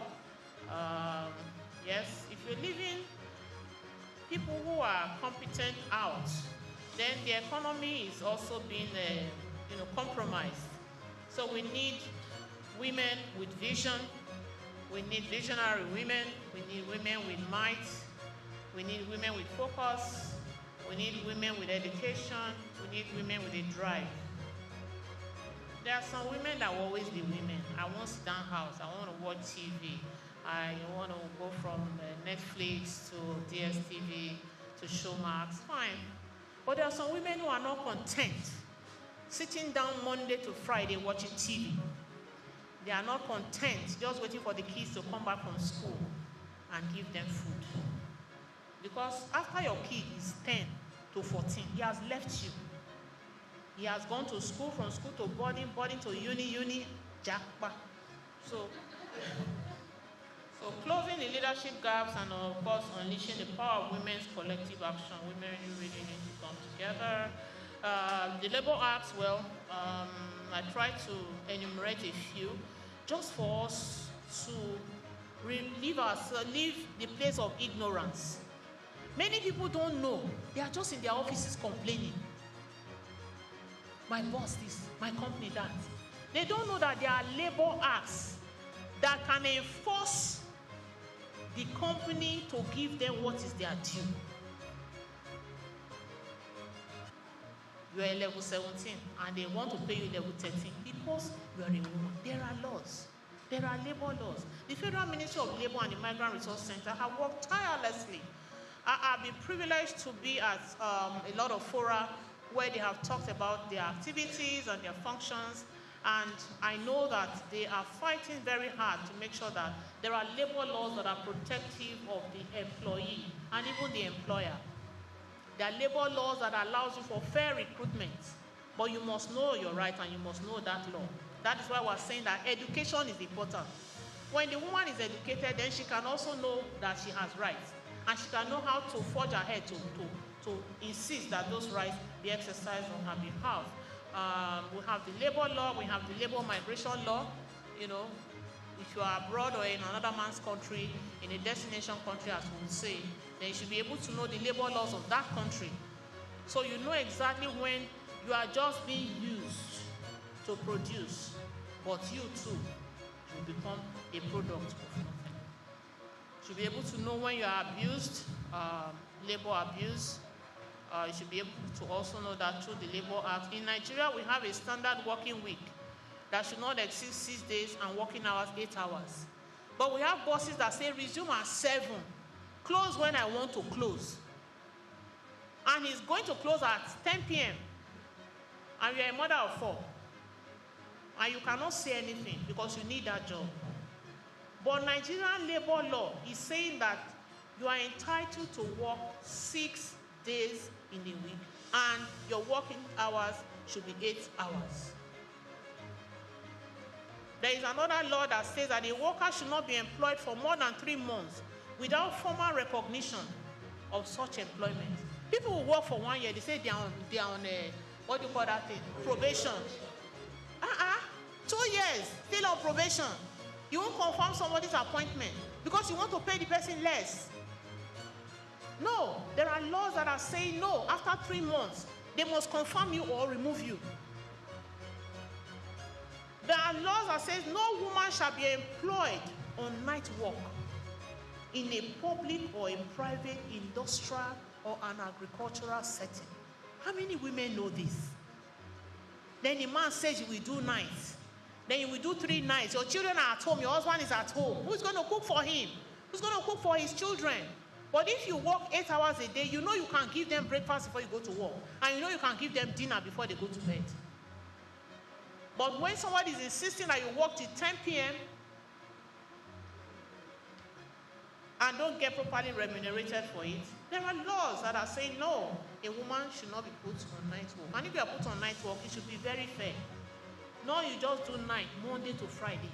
And in jobs that are not conducive for women to work at night, like the industrial work, agricultural work, midnight, all night till tomorrow morning, after. How hours of work and overtime, they are in the labor law. Just go, take time. Especially those of you who are in employment. I never work, so I don't know what it means. But those of you who are in employment, take time, go through the labor laws. The acts are there that protect you. And people need to start to speak up, even if it is at a price. Apprenticeship must be signed by authorized labor officer. People will just do apprentice 1 year, 2 years, 3 years. Nobody is signing their apprenticeship. They'll go and wash plates. They'll go and do this. They'll take madam's thing here, there, you know. No. It's an apprenticeship, and then it must be signed by authorized labor officer. So that organization, you make sure that it's an organization that is authorized. Because many of us, we cannot get referrals from where we work because they are not authorized by the Ministry of Labor. Reinstatement and reemployment, compensations for your work, going for medical examination and then pay. See, when you go for medical examination, when you are looking for a new job and you go for medical examination, it is not you that should pay for the medical examination. It's your employer. But here, you will go and spend 76,000, do a full test, carry it to the office. After 1 week, they tell you are not okay for the job because they must see something wrong with you. Nobody is complete. And then, but if the employer is paying, you can consider it that, okay, it's just malaria you have. You can continue with the work. It's okay. This is really the case. Maternity leave must be 6 weeks before and 6 weeks after. And those of us who are advocating for fair play are saying that men should also be given paternity leave. Some of them are getting already. So if you're a man and you're on unemployment and you're not getting paternity leave, I'm telling you now, it's your right. Go and fight for it and get it. And there is payment that is also coming to it as a result of that. So you have 6 weeks before, you have 6 weeks after. And then we have robust regulations on employment, recruitment of workers, and the like. If you go to nelex.gov.ng, you will see a lot of these rights that you can exercise for your own good. And of course, we have employment. The labor force participation rate among females is 52%. We have males at 55%. In USA, we have 47% of women who are employed. In Nigeria, we have 49.6 women. Nigerian men earn 75% more on average than Nigerian women. Why? Gentlemen in the house, why? Entrepreneurship, Nigeria boasts a thriving community of women entrepreneurs. That is one thing I give to women. Women, they try. Women, they try. Look at a street full of entrepreneurs selling all manner of things. Out of 10 of them, 8 are women. I don't say men, no, they are saying 2%. I remember sometimes, a year ago, I came in and challenged all of you. Okay, you see, powers are not given, but you work for it.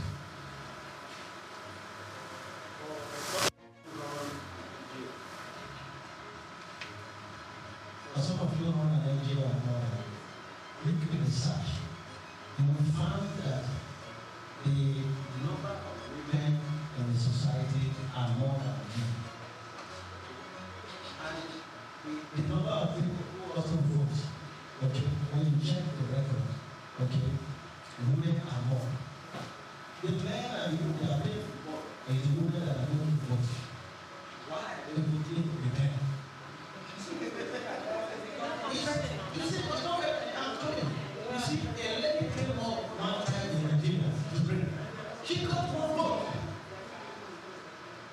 She got one vote. Are you telling she voted for herself? Where are the women?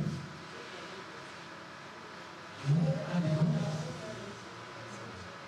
Now in 2027, women in Nigeria, at least you can find a handful of them who have money to sponsor political party.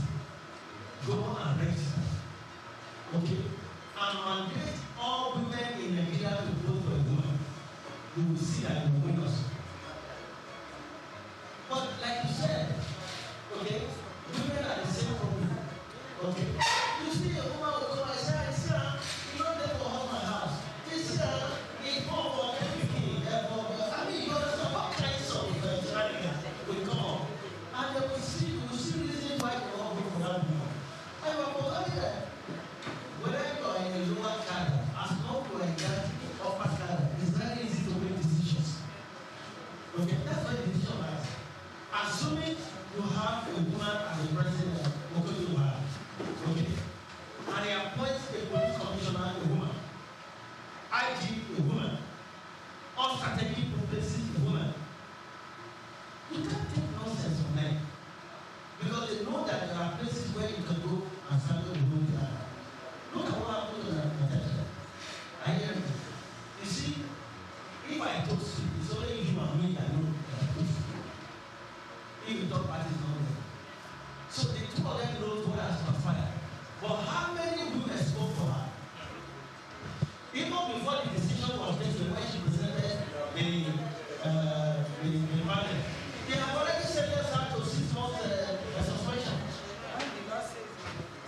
You understand what I'm saying? But that couldn't know that. But how many of us are speaking for her? How many women are speaking for her? The thing you hear is that she's too beautiful. She didn't follow me. She didn't do like this. Where are they to speak for her? So I challenge all of you today. 2027, get the political party registered. I am one of those who are able to campaign for you. Or when somebody is using them, or when you are quarreling with them. That case of woman senator, all the time she was discussing with the Senate president, they were talking very fine. You couldn't hear anything. And maybe, what am I trying to say?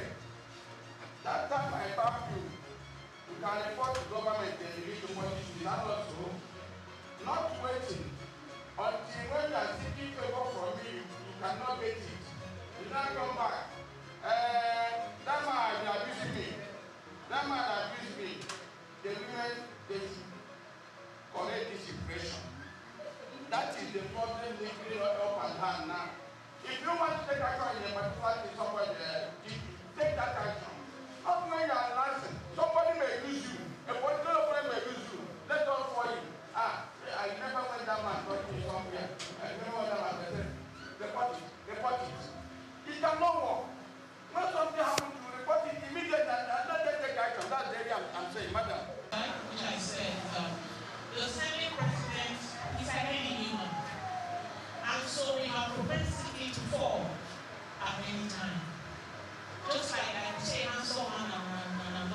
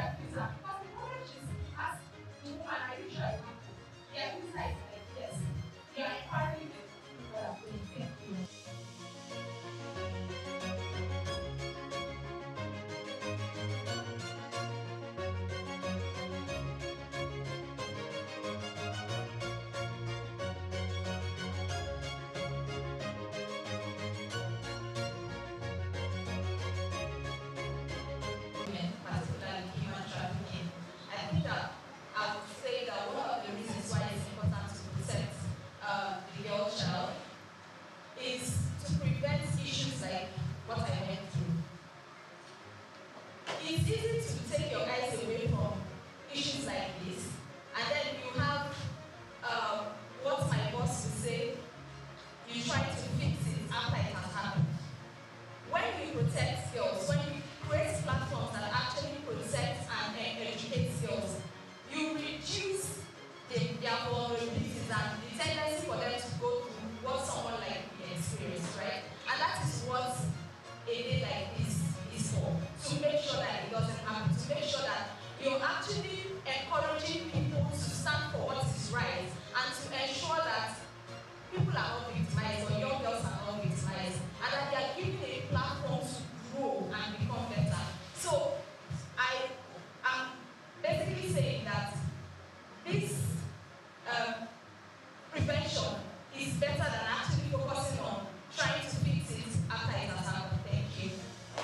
I just wanted to add that when we talk about girl child, we are saying the word child is very important, but the girl child is the essence. Because if we look at the election process right now, we have more voters as women. The girl child should be encouraged to stand, to speak, to have a voice. We usually say the mothers are responsible for the upbringing of the child, but I'm saying here today that it's all a collective business. Digital divide, information is not readily available to many of the grassroots communities where we work. We run an organization called White Child Empowerment Initiative. We are passionate about the girl child and women. When we talk about digital divide, we're talking about technology, it's not available. So we see in many communities in the grassroots, the girl child fine has improved that progressive era of the girl child should stay at home. But we are saying education is many grassroots communities prefer to put the one child in school, and they say, okay, let the girl child stay at home. So when we are talking to women, sad to say that in an area like our Lagos and Lekki here, we see more of the boys in school than the girls, very close to us here. And the government is doing a lot. Lagos State is trying. We have a lot of agencies that are working. Ministry of Women Affairs, they are doing their bit. But when we talk about technology, we still have a lot of things to make available to the girl child. We have the World Literacy Foundation, for example. What they are doing for the girl child is they are able to come out and tell them this is the community where the girls are not being encouraged to go to school. They are ready to say, okay, let us set up some equipment, but this information is not available. How many NGOs, how many civil societies are aware that there's a group like that that is ready to do so much for the girl child? Thank you very much. The cost of the norms and the culture of our society, like in Africa, or down to Nigeria, or part of this country, outrightly does not favor the girl child. Just as the last thing I just mentioned, there are some things we believe in this country that is right, which is absolutely wrong. One, that priority be given to a male child over a girl child, without giving them equal opportunity, because either due to poverty or as a result of religious belief. And outrightly, you just conclude that the boy will do better, let the girl stay behind. And then we promote the boy child over the girl child, give them education, take care of them, and we don't believe that girl will end up in man's house. That belief that girl cannot do better, that girl is limited, that girl has inefficiency, is very bad. And the religious belief as well, and cultural belief, I'm sad to say that some people believe that, look, a child girl is just for making money due to poverty. Let's analyze. When a man is so poor or is poor and he has 3 or 4 children, and maybe out of them 2 are boys, 2 are girls, he's looking up to the girl that very soon, at the age of 13, the age of 14, this one will bring me money. Let's say the culture whereby when we are coming for that girl, they are making 2 or 5 hours. He's looking at himself going to be a potential wealth man. So you'll be encouraged to what? To give the girl child out for marriage. And as a result of that, the price opportunity to study, opportunity to get a lot of things, and end up descending poverty. And there's a lot of things I have to say, but maybe because of time, as the question progresses. That's another thing. When they are going through this process, they are told to stay at home and not go to school. So the father and baby will say, why am I going to spend so much on school fees, especially when the poverty issue comes in? Why am I going to spend so much on school fees when how many times in a month for a session they are in school for like 3 months? Let's calculate how many days she's not going to be in school because of this mental issue. So let's keep her at home. So at the end of the day, that's another factor that results in the girl child being told to stay at home. And the healthcare centers are trying to do a lot. NGOs are doing a lot to try and see. UNDP, they're even doing something right now where, okay, let me say. Girls are not allowed to make decisions or they are not empowered to make decisions. So you find out that in families like what we are discussing now, you find out that these girls are not actually even taught how to make decisions for themselves. The men in the family should make the decision for you. They are the ones who know better, right? So it's part of what the problem is. Anything or empowering them to make decisions is what will reduce the problem. But then that access to resources or information that can actually help them make this decision for themselves is not there. Let's take for instance immigration, right? Because that's where I work. You find out that most of the women who actually migrated, they migrated because they understand what migration is for them. They did it because they were doing it for family, or they were motivated by family members, especially their fathers or the husbands, people who believe that they have power over them. And they rely so much, women kind of rely so much on people for decision making. So if you're empowering a woman who has come back to Nigeria, for instance, you hear her saying things like, I will need to ask my husband, what do you want to do? Right? Because the foundation is not there for her to actually make a decision for herself. She actually needs to go back to where the source of the problem. That's how I say it to them as well. That's the source of your problem. You also need to start thinking for yourself. So the problem is that they are not empowered to actually make decisions for themselves. Okay, so my first point will be education and sensitization. I believe the major cause of some of these problems is a lack of knowledge. You know, when there's a popular saying that knowledge is power, what you don't know, you don't know. I believe if you can create a safe system for our women, for our girls to speak up when they are going through a lot, when they are passing through things. I know we've not spoken about domestic violence here, we've not spoken about abuse, we've not spoken about emotional abuse, not even physical abuse. A lot of girl child out there go through these things, but they cannot speak up. If we remember maybe while growing up, we have heard of cases, scenarios of girls, children being maltreated in schools, but they don't have who to report to because they are probably scared of their parents, or probably because their parents have not sensitized them enough to know that they can always come to them to speak up. Even in our workplace, even in religious organizations, wherever we find ourselves, I think there should be a sensitization and awareness for every girl child to learn how to speak up and not die in silence. So that when you speak up, a problem shared is absorbed. So when you share your problem, you are able to speak up. The next person can hold your hand and fight for you.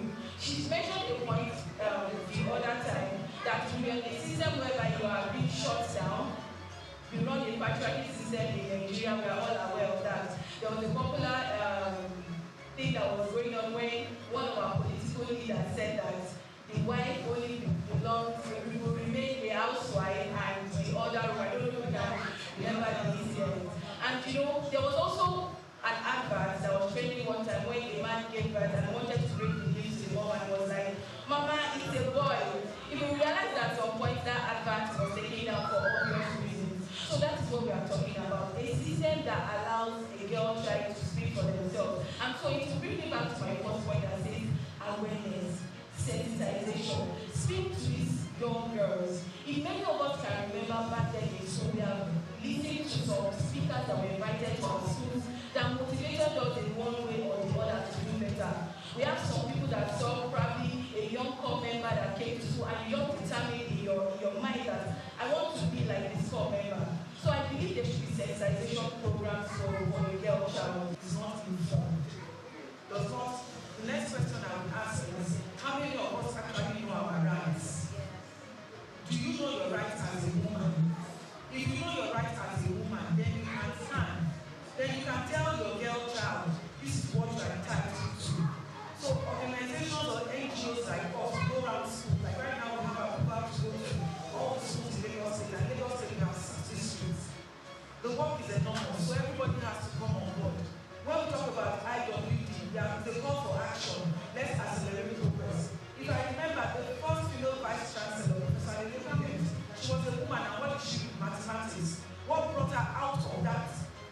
body sexy. She grew up from Delta State. From how many children were there, how many girls were there.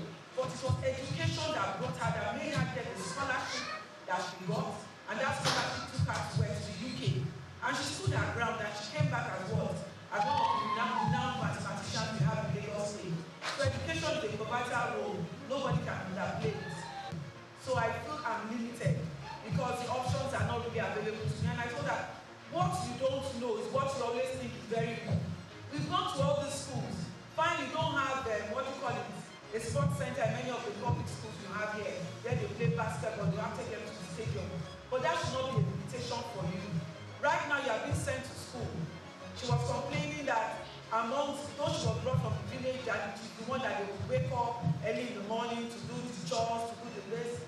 And the director there that was with us for the program got up and told her, this story you are giving is not a limitation for you in any way. So NGOs have a lot of work to do because we're able to encourage that girl that education, the fact that they've even sent you to school, be grateful for that. You can take yourself out of this place where you have found yourself. Because I must tell you, once you go to school, you are educated to have a voice anywhere. And that voice gives you the ability to. There was a program we had in one of the schools, and one of the children actually got up to say, why are people saying people are not going to school? Because why? The environment where that child has been brought up encourages going to school and has never heard of a situation where a girl child is not being allowed to go to school, or has never even, doesn't even understand what are you talking about, call to action. Everybody in my family is a doctor, is a lawyer, is a this, is a that. So I'm just saying, the environment you find yourself, make use of that environment and create impact. So we're able to tell the girl, the fact that you're not in a private school is not, and I have been to a number of schools, and I just couldn't tell the girl that this school you are in is even better than many of the private schools I've been in. Because the girls were so bold, they were so confident, they had voices, they could speak, and I was happy we were there because we were able to tell them, just know your rights. Know what, the UN has something they call Declaration of Human Rights. It's a small book. How many people have the time to actually read it and know their rights? And I always tell women, if you know the SDG goals, for example, right to life, right to water, I talk about water, I talk about climate, those are invariably our rights. They are calling for action on those SDG goals. They are saying we should have a voice with regards to these issues. So I'm encouraging mothers, wives, everybody here, take something back.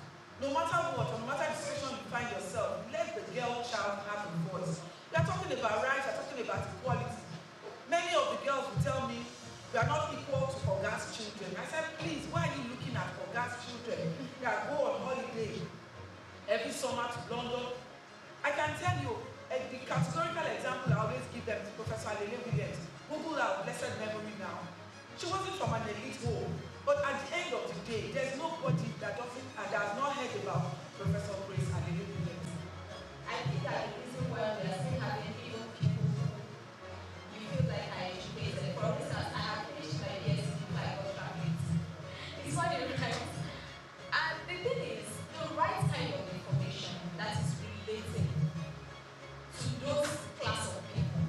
So the reason why women that have information are saying Natasha people should actually help investigate what has happened is because they understand it, right? Now, the ones who are doing a match against Natasha is because they don't understand it. So if you're going to take information to that kind of community, you have to make it relatable. Make them understand. You're taking sensitization and awareness to a school where you know that these children barely even have access to 3 square meal. Make it relatable. Teach them what they actually need to know about their rights. Right? That's what is actually going to help advance this information that we are passing. There are people who know the value of education, and there are some people who don't value education up to now. We are talking. Now, you must understand that education is unique, and access to unlock the great potential. You mentioned about television, the rest of them. We are talking about them today because they are educated. Now, there are people who don't believe, there are families, practically now, speaking of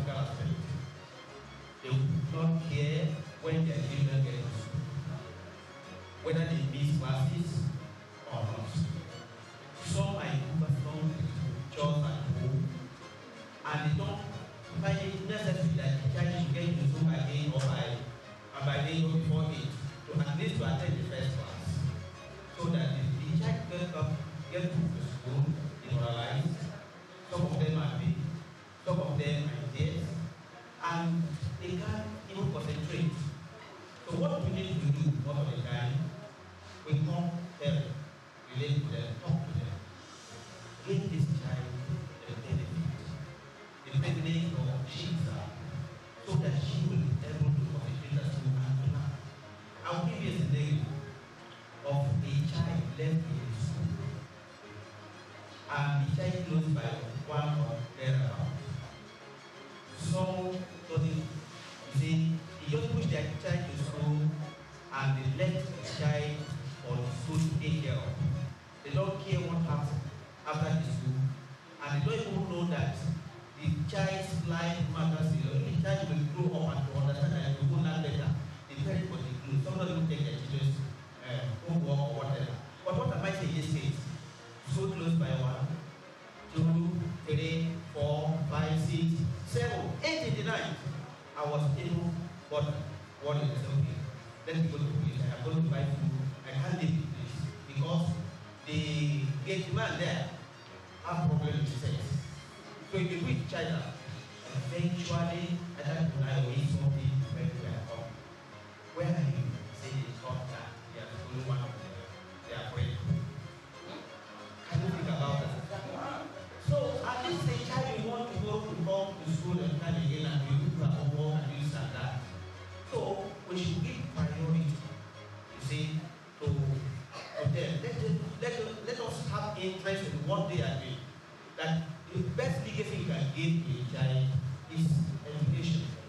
Give them money, give you whatever. They will end up and destroy everything and go to their own.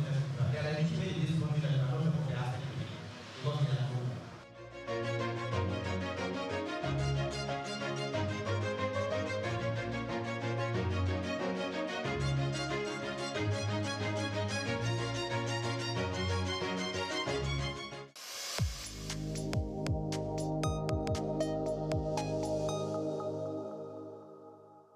Muhammad Yunus was born on the 28th of June 1940 in the village of Batwa, Chittagong, a British Indian colony which is currently known as Bangladesh. He attended Lama Bazar Primary and Secondary School in his village and passed the matriculation examination into Chittagong Collegiate School, where he ranked 16th out of 39,000 students. After his graduation in 1961, Yunus joined the Bureau of Economics as a research assistant and was later appointed lecturer of economics at the Chittagong College. During that time, he also set up a profitable packaging factory on the side. In 1965, he received a Fulbright scholarship to study in the United States, where he obtained his PhD in economics from the Vanderbilt University Graduate Program in Economic Development. Between 1969 and 1972, after his keen education excellence of apex heights and proportions in the United States, he returned home and was appointed professor of economics at the University of Chittagong. He was eventually appointed onto the board of directors to the United Nations Foundation, where he served for 33 years. When Bangladesh suffered a famine in 1974, Yunus felt he had to do something for the very poor. In his country, he founded the Grameen Bank. His motivation was to create economic and social development for the very poor, giving long-term loans to those who wanted to start small enterprises to pay back when they can. The aim to help was to get many of them out of poverty. For this, he was awarded the Nobel Peace Prize in 2006. Muhammad Yunus is a recipient of numerous international awards for his ideas and endeavors, including the Humanitarian Award in 1993, World Food Prize in 1994, Independence Day Award in 1987, Bangladesh's highest award, the King Hussein Humanitarian Leadership Award in 2000. He was also awarded the Volvo Environment Prize in 2003, Nikkei Asia Prize for Regional Growth in 2004, Franklin D. Roosevelt Freedom Award in 2006, as well as the Seoul Peace Prize in the same year. All humans are born entrepreneurs, he would always fondly say. His heart shone through his everyday life.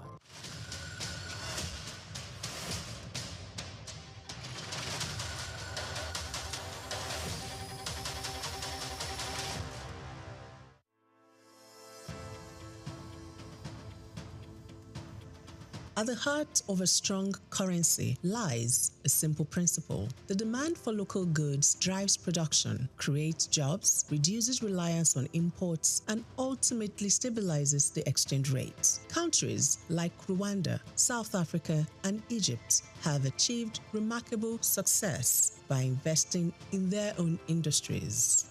Rwanda has built a textile industry that competes with foreign imports. South Africa has developed a powerful automobile sector, and Egypt has excelled in agribusiness exports. These nations have strengthened their currencies by prioritizing local production, consumption, and exports. Nigeria, with its vast resources, stands at the threshold of a similar transformation. When Nigerians buy locally made products, fewer dollars flow out of the country for imports, preserving foreign exchange reserves. As local industries become more competitive, they can also expand exports, particularly under the African Continental Free Trade Area, bringing in foreign exchange and strengthening the naira.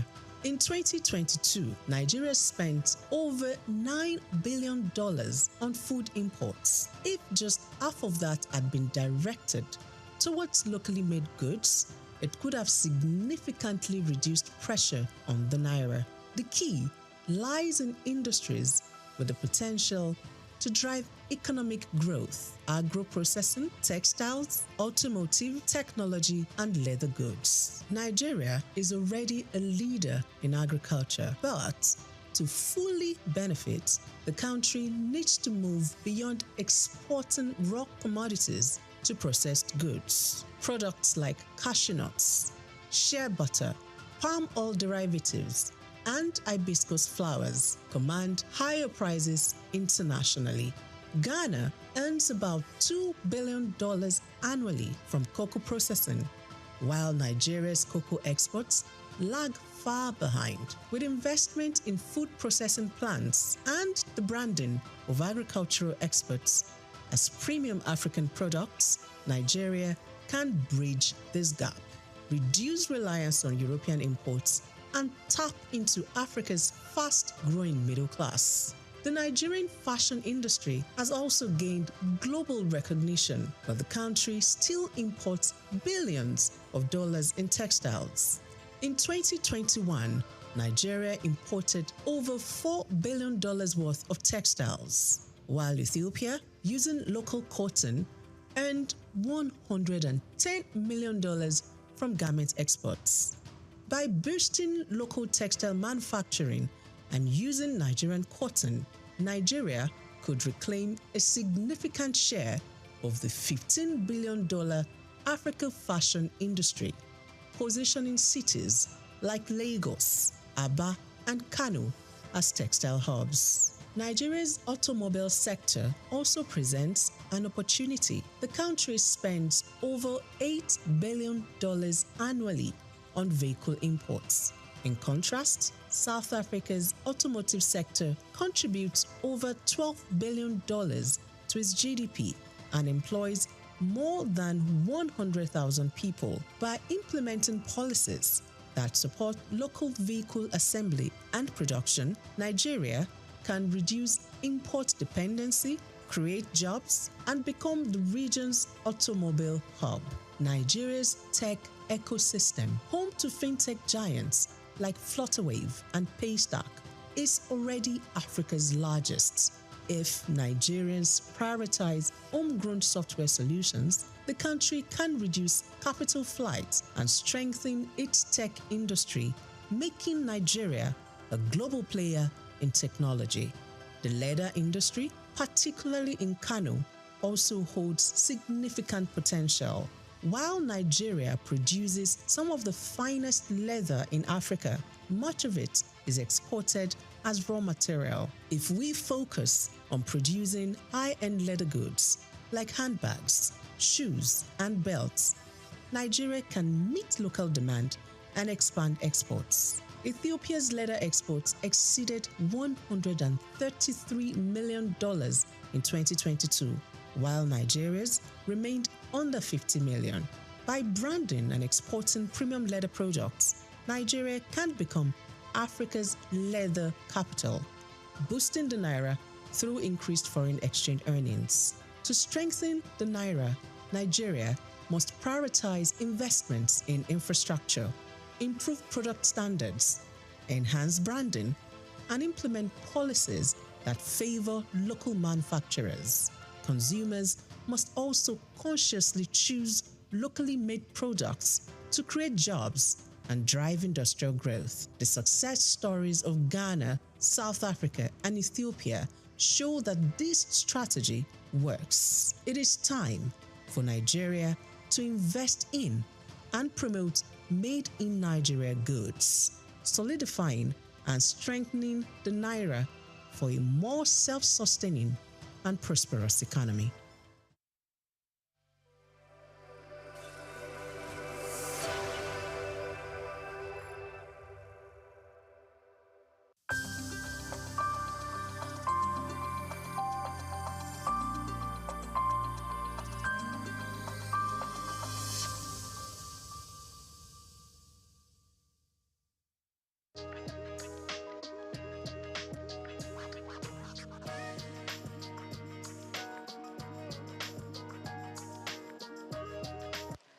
My name is Muiba Wonu Folami,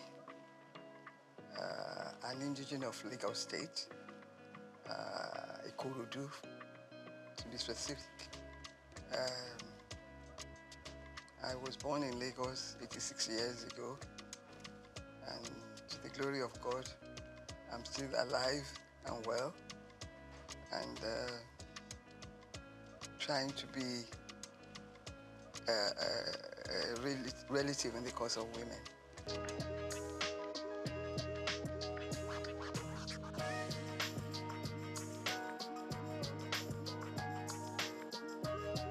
I attended primary school. I started at Ansarudin Alakuru School, from there to CMS Girls School, and then Queen's College, Lagos. From Queen's College, I went to the Portsmouth College of Technology for my A-levels, and then University of London for my first degree in law. The same university for my master's degree in law. I had, between obtaining my master's and my first degree, I was in Nigeria to do the mandatory law school course. I was one of the last people to do a 3-month course before it was changed to 1 year.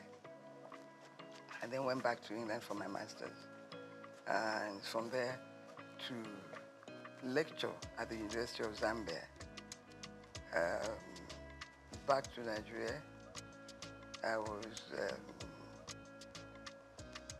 appointed by Dr. Taslim Elias, the CJ of Nigeria, to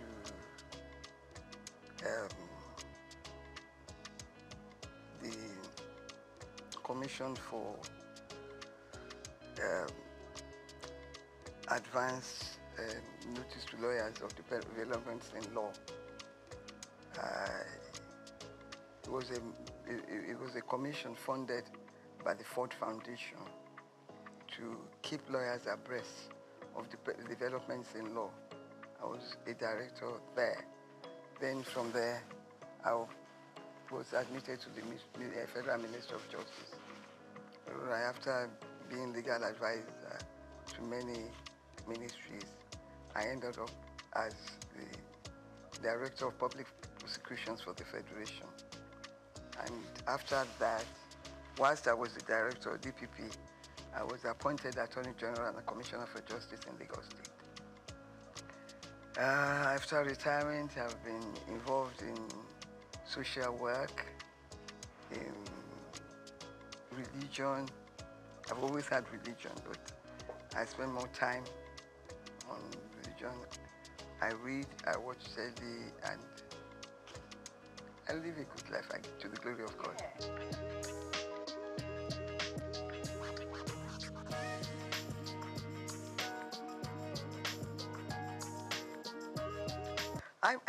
You see, when you begin to think that it was not until 2007 that women started to get equal pay in tennis tournaments. And it was something that was fought for. Little things like that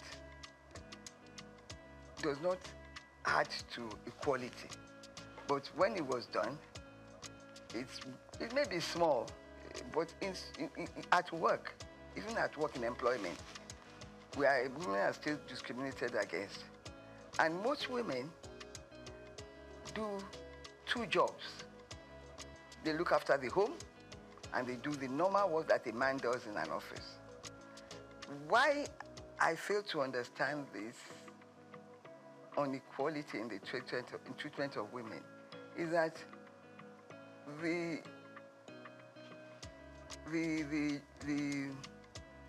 work, the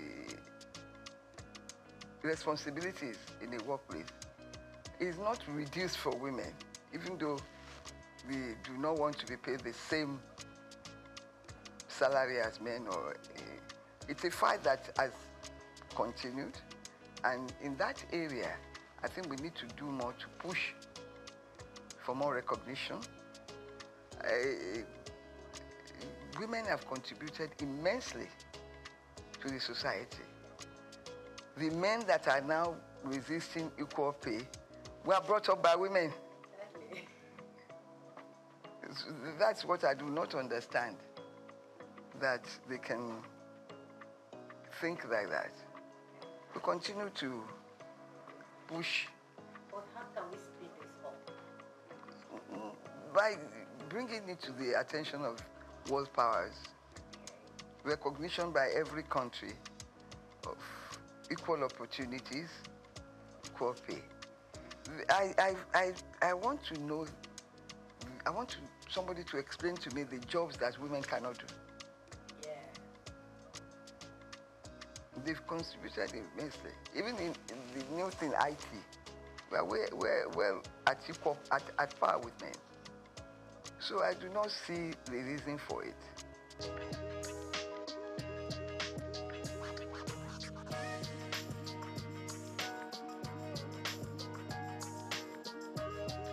Unfortunately, I did not experience it, because when I left university, I practiced law briefly in my uncle's chambers before I went to University of Zambia as a lecturer. There, my position was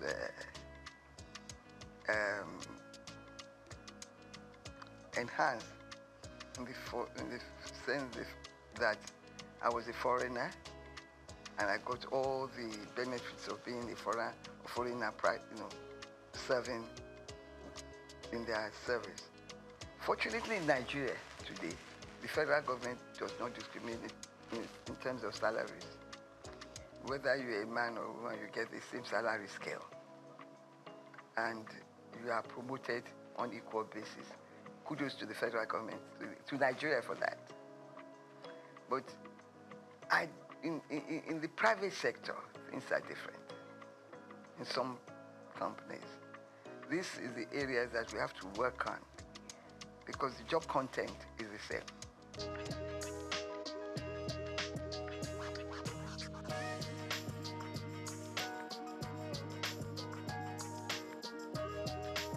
Some of these facilities are available in Nigeria. I learned by being a member of the Society for the Disabled that every government body must admit a certain percentage of women and of disabled people. So most times this opportunity is not taken. They are bound to employ them. We continue to push for that to be implemented in most ministries. It's important because it's there. You have to take a certain percentage of disabled people to work in government positions. It's important that we work to enforce that rule in our society. When it comes to discrimination, Nigeria is way ahead of some developed countries because we, through slavery, we faced discrimination right from the beginning. We now know how to resist it.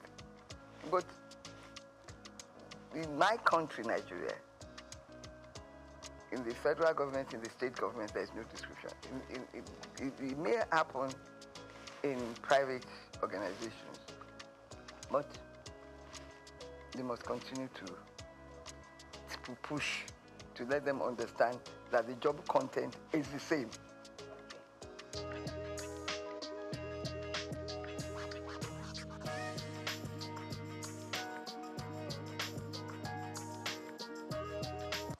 Well, you see, traditionally, under our culture, women are in the other room. To borrow the quotation. Yeah. That's our society, that's our culture. It's going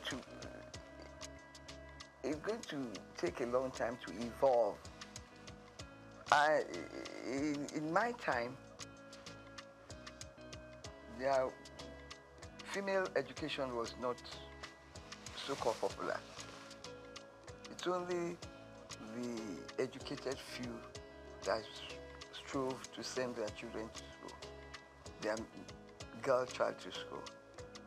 They end up trading with their mothers or going to market and getting married off early.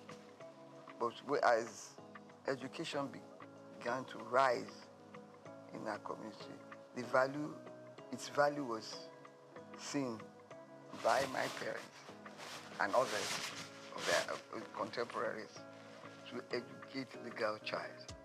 And I believe the society is benefiting from that. So we must continue to push for the education of women, of girls.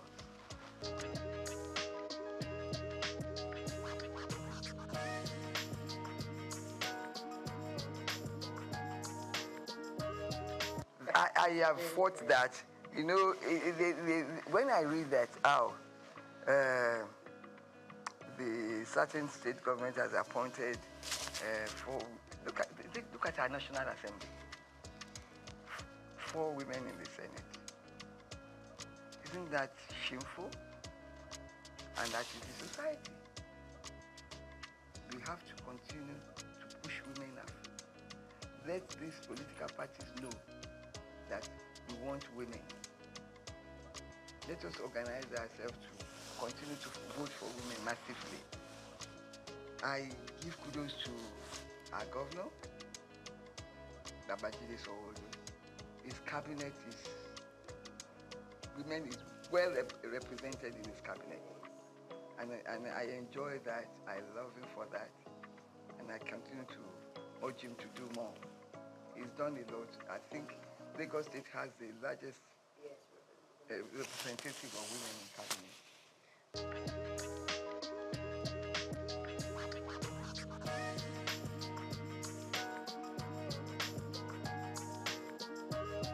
of all, they have to project themselves in their office space, their workspace. Let everybody know that they are equal to the task. Let us organize. There's a lot of society groups and societies that cater for the interest of women. I believe now violence against women is reducing in the society because there are sanctions for such behavior. I must say that speaking to the organization in charge of violence against women, I was amused to learn that some men come there to complain and that they are also being violated and abused. Yes, it's a two-way thing. It's a two-way thing. So that is reducing our society. Education of the girl child is important. We have to let the locals know that education is important. Let them showcase to them the lives of those who have been educated and who are holding high positions. I'm glad that our president, Bola Ahmed Tinubu, has returned history to the classrooms. It's important. Let them know about people that have contributed to the development of our societies and country. It's important.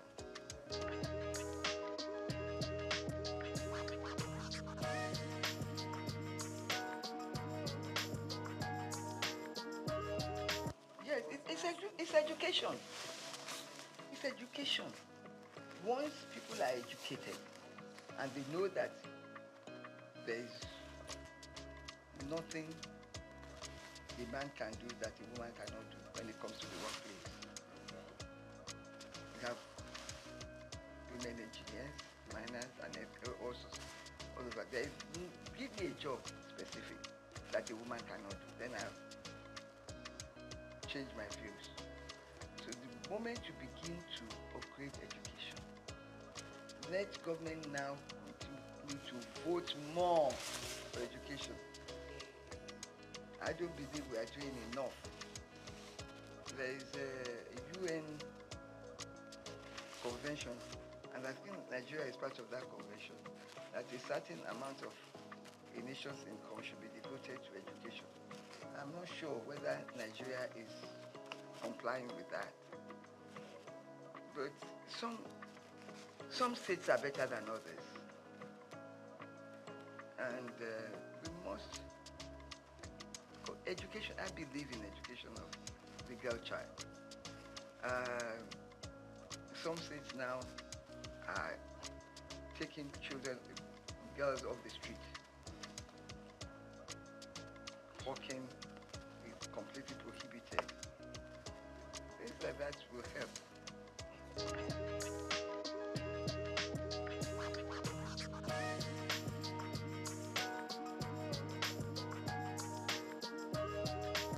Unfortunately, in Nigeria, we are not advanced enough to use our votes to change things.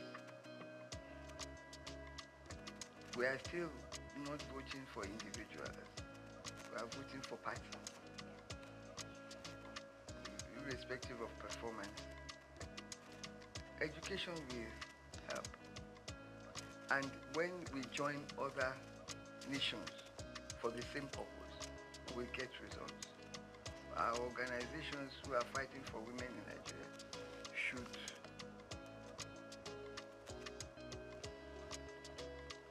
join worldwide organizations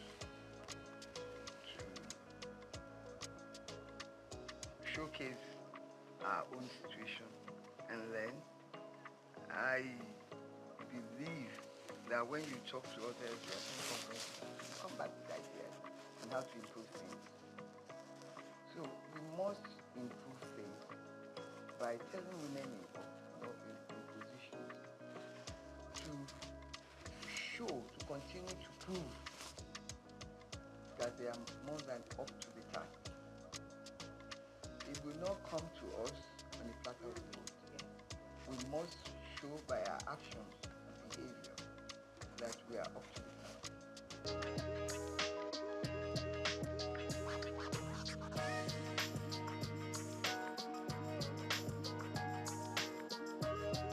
Of course, some women are wrong in claiming equal rights to their husbands in the house. I completely abhor that behavior. Even though they are husband and wife, the man in my culture remains the head. You should be respected. His views should be respected. It's only now the condition of living is so high that you join the two incomes together to run the house. In the past, it was the men that ran the house to pay for everything. Maybe some of these women are thinking that because they are contributing a quota to the development, that they have equal rights.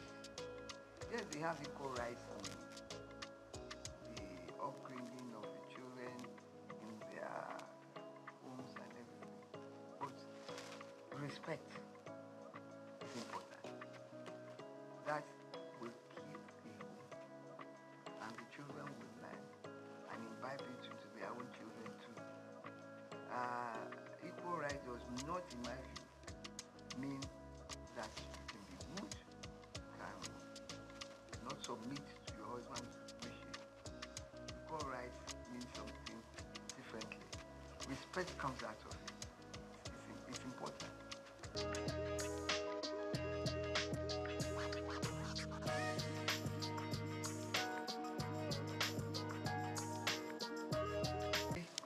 I go out and I'm like appalled at the way women dress. There's a competition to show as much of your body, to do as much as your as much of your body that you can. It's absolutely difficult. They're not women. They're no longer women. The exposure, things that if you did in my time, a member of the community will cover you with a cloth and send you home. Because community mattered at that time. You dare not misbehave outside your compound because this community is watching you and reprimanding you if you go wrong, if you behave badly outside. That is law. And that is why you see people, even their dressing, show disrespect to womanhood and to themselves and to the community. We must learn, teach our children etiquette of dressing, speech, how to think and speak in a decent manner. We don't have it anymore. We're losing it, and it's shameful because people are appreciating naked women on the streets.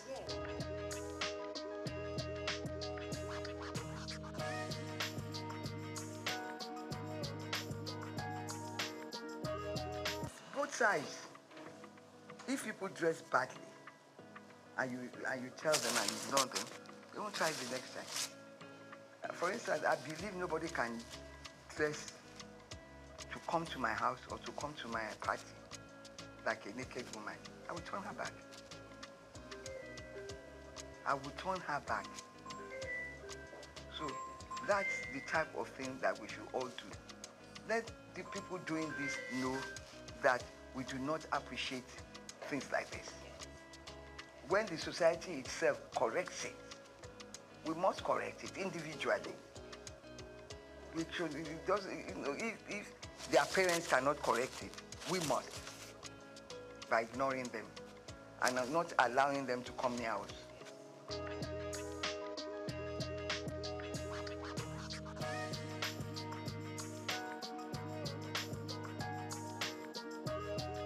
Show our women that have contributed to the society. Show them, showcase them, showcase them. Yeah. We have the first woman senior advocate of Nigeria. We have Okonjo-Iweala. We have, in the UN. We have all sorts. We have what's this pharmaceutical woman? She's done so much. The younger ones are there. Little ones like Shadi Okoya is managing her husband's company and doing well. Let's encourage them. They are young. The young ones, they are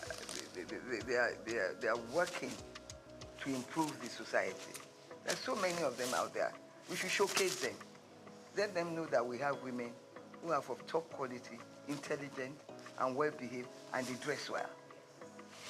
Dressing well is dressing in a manner that is appealing to the eyes, not nakedness.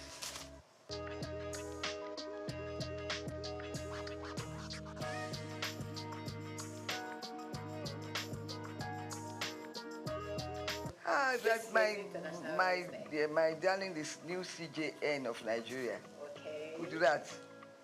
I did talk about Kekere. I mean, we're there. Female CJN. Yeah. And there are so many female chief judges all over the Federation. There are so many in the medical profession, in the engineering profession. We have pilots. So let them know that there's nothing that a woman cannot do. In IT, in everything, women are moving forward. We should showcase them. We should let their pictures be seen in our newspapers, in our news, in everything, to encourage young girls that you too can get there. If they don't see, and if they don't know the history of these women, how they got there, they too will not be inspired. We have to inspire the young people with the achievements of women achievers. Kekere rose from magistrate to right to the top. I admire her. She's well composed, well behaved. Some of these people, when they become something, they lose their heads. They start no, she's so respectful, well behaved, well dressed. I don't think she would allow herself or her children to come out naked. Never. So people like that, Okonjo-Iweala the same. We have a lot.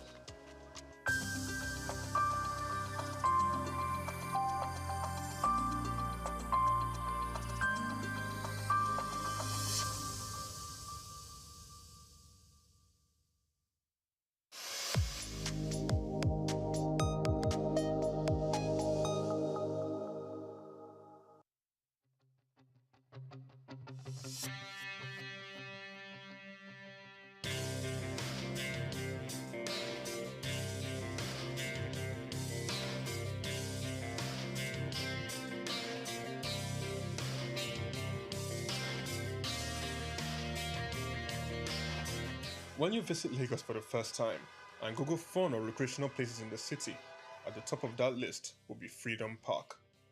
Located in Lagos Island on Broad Street, Freedom Park over the years has become home to the Nigerian arts and the culture at large.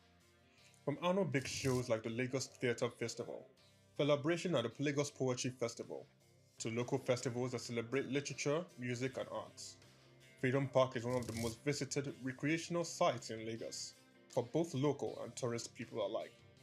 A place to mingle, unwind, or simply just have fun. Freedom Park, however, hasn't always been a place of fun and games. It has a history that dates to 1861, when Lagos was made a British colony. In 1885, Freedom Park was built as a fortified prison from imported bricks. It was referred to as Her Majesty's Broad Street Prison.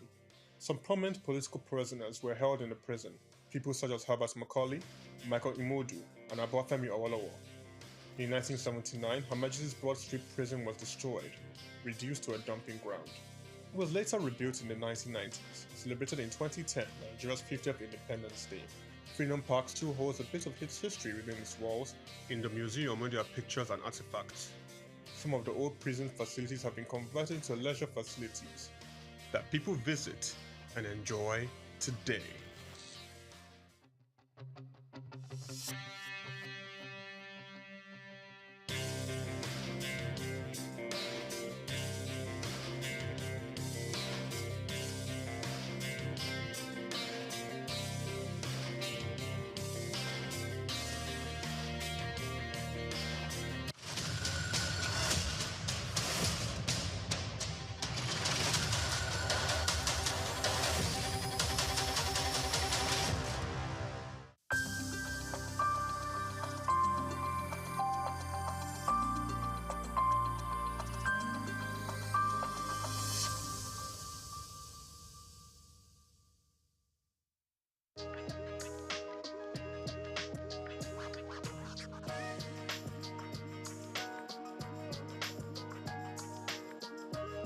Well, thank you very much indeed.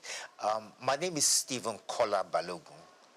I happen to be a lawyer, and should I call myself a pseudo-politician? Not quite a politician, but I've served in government before, and I'm delighted to be here.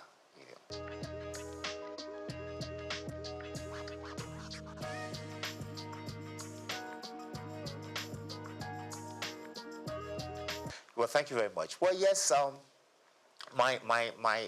is it my family or the wider family? I mean, like I said, I'm the son of Chief Dr. Kolawole Balogun of blessed memory. Like I said, he was a former politician, a frontline politician. He was the General Secretary of the National Council of Nigeria and the Cameroons, later National Council of Nigerian Citizens. He was the General Secretary of that party for about 8 years. From there, he was appointed by Souq to become a federal minister. He was initially a federal minister without portfolio. Consequently, after that, he became acting minister for labor, social services, and then he became Nigeria's first federal minister for information in 1956. He held that portfolio to 1958. Thereafter, he resigned from government. He had disagreement with the party. And Tafawa Balewa felt that he was a useful politician that could be sent to Ghana. And he went to Ghana to find out what was. Ghana was a bit ahead of us in terms of politics at the time. I think it's fair to say they got independence just before us. And Tafawa Balewa wanted someone to understudy, to find out what we're doing. So he sent Kola Balogun there. Initially, he was commissioner, and later, when we gained independence in 1960, he became High Commissioner. Shortly after that, when we became independent, he yearned to come home. He wanted to take part in the new political atmosphere at the time. He asked the Prime Minister to relieve him, to let him come back, and he did come back home. And immediately he took up the position of being chairman of the National Shipping Line. That was a position he held on to until the military struck in 1966. But even then, when the military did strike in 1966, he still continued. I think General Debayo of blessed memory invited him to join his cabinet, and he served as a commissioner for about 3 years or more. I think he was commissioner for health and was commissioner for education. Later, he also became chairman of the Sketch group of companies as well. And that was about it. I think after his stint in government, he decided to go and do a PhD at the University of Ibadan. And then he went back into private legal practice. And then he started this agitation for the creation of Osun State. He and a few others set up the movement. He was the chairman of the movement. And then to the glory of God, in 1991, Osun State was created. And that's it. Tell us about mommy. Well, yes, my mother. Well, in those days, the women once were not so much in the forefront, But my mother has been my bedrock. She stood by me, and she has backed me in most of the things I've set out to do, And she's still alive. She's 89 this year, and she's still doing well, and she's still And your wife going and the strong. kids? Yes, my children. Yes, I have 3 girls, 3 daughters. My oldest is 31. You know, she studied at King's College London. She did reasonably well. She got a 2nd class offer. Proud of her. She's an art curator today. And I have twin girls as well who are also in university now, that they haven't graduated yet. One of them is in Oxford University. She's studying history and politics. And the other is in Cambridge University. She's studying human, social, and political sciences. So, yeah.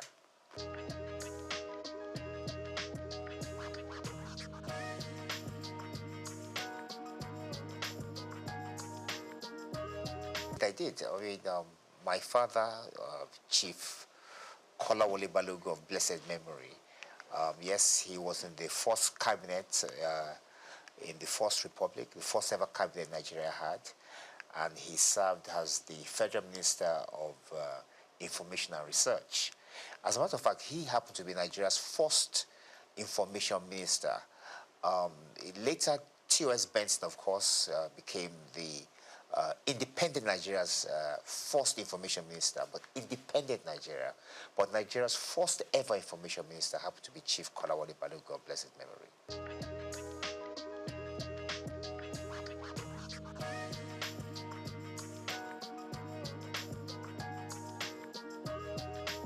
No, I didn't. I took an opposite route from my father. My father went into politics immediately after he finished his education, and then he now ventured into law a little bit later. I decided to look at things differently. I thought that after academics I should practice law a bit, and that's what I've been doing.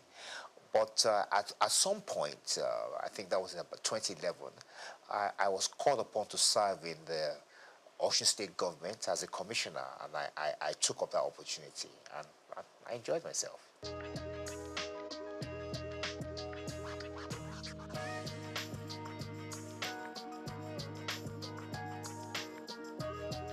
Well, I am in the sense that I'm 65 years old now, and I think it's fair to say that we belong to, well, I would say the 1st set, but one of those who benefited from Nigerian education.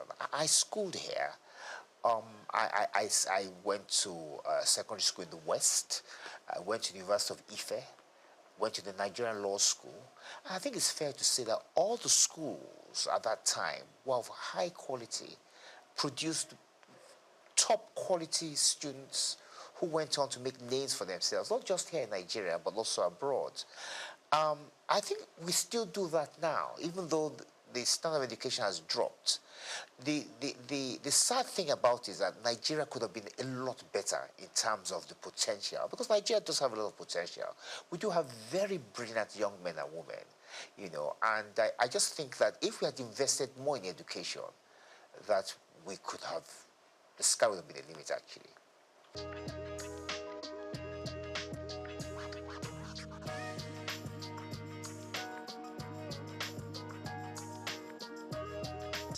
Well, my take on this is that it's the system of law itself. As a young lawyer, I experienced a few challenges myself, and I think one of the obvious challenges is the appeal structure. It's too easy to appeal against judgments. At the same time, when you file actions in court, there are no penalties for costs. In other words, I can file a frivolous action. I could insult you, as an example, and then you could sue me. And I say to myself, well, I'm going to eke it out. I'm going to take it. You're going to have to take me all the way to the Supreme Court. That doesn't make sense. That's not fair. On the other hand, I could also file a frivolous application against you. And then, filing a frivolous application, I could call you something you are not. I could defame you. And in so doing, you expect at least that once you prove your case, that I will be made to pay the penalties for filing frivolous applications. But that doesn't happen. And then, of course, the conditions of the judges. I mean, the judges are still writing longhand. They do trials, they sit there, they listen to witnesses, give evidence, and they have to write all these things down longhand.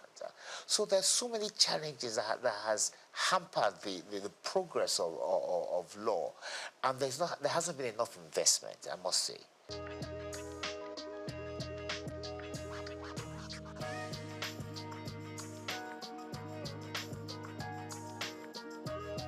Well, I agree with that, and I'm going to give an example as to how that I think we could possibly do that.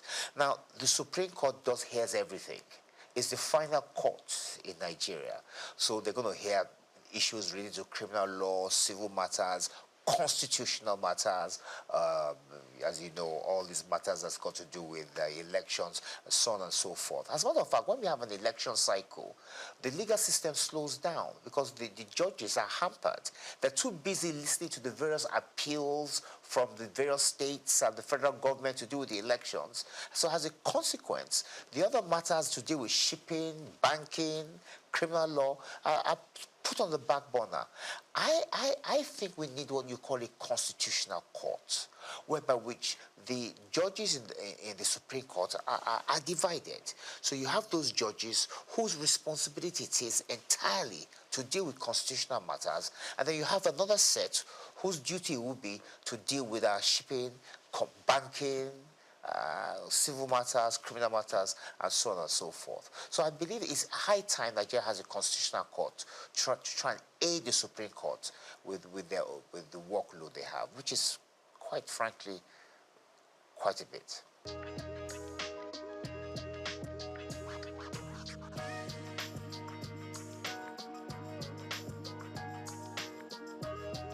Well, Nigerians, with respect, are very brilliant, very intelligent, and they are very aware. It doesn't matter who you are, whether you're a tailor, you're a driver, you're a lawyer, engineer, they are quite well informed. And the truth of the matter really is that this is the longest republic we've had. This republic started in 1999, and this is 2025, so 26 years. Nigeria's never had a republic this long. But the main flaw is the one you just mentioned. The fact that that constitution that was bequeathed to us by the military in 1999 was never really approved by the people. Now, that doesn't make sense, and that's unfair, in fairness. We ought to be able to look at the constitution, improve upon it, and put our own input into it. Now, there's a way around that, and I've always believed, many people oppose this, but I'm of the view that what Nigerians need to have is a referendum. Have a referendum to ask the Nigerian people whether they want to persist with the 1999 constitution, or do they want to drop a new one? If the answer to that question is yes, we want to drop a new constitution, then that puts paid to the 1999 constitution, and then you can now have a system, a constituent assembly, whatever the case may be, where people will sit around the table and fashion out a new constitution. If the people say no, that means they've indirectly approved the 1999 constitution, and then we continue with it. But what we can't do is continue having this debate, these arguments, as to whether the 1999 constitution has been approved by Nigerians or not, because it has not been. So I think the way around that is to ask the Nigerian people through a referendum, asking them whether they want to persist with this constitution. If they say no, then we have a new one. If they say yes, we continue with the old one. And that ends the debate.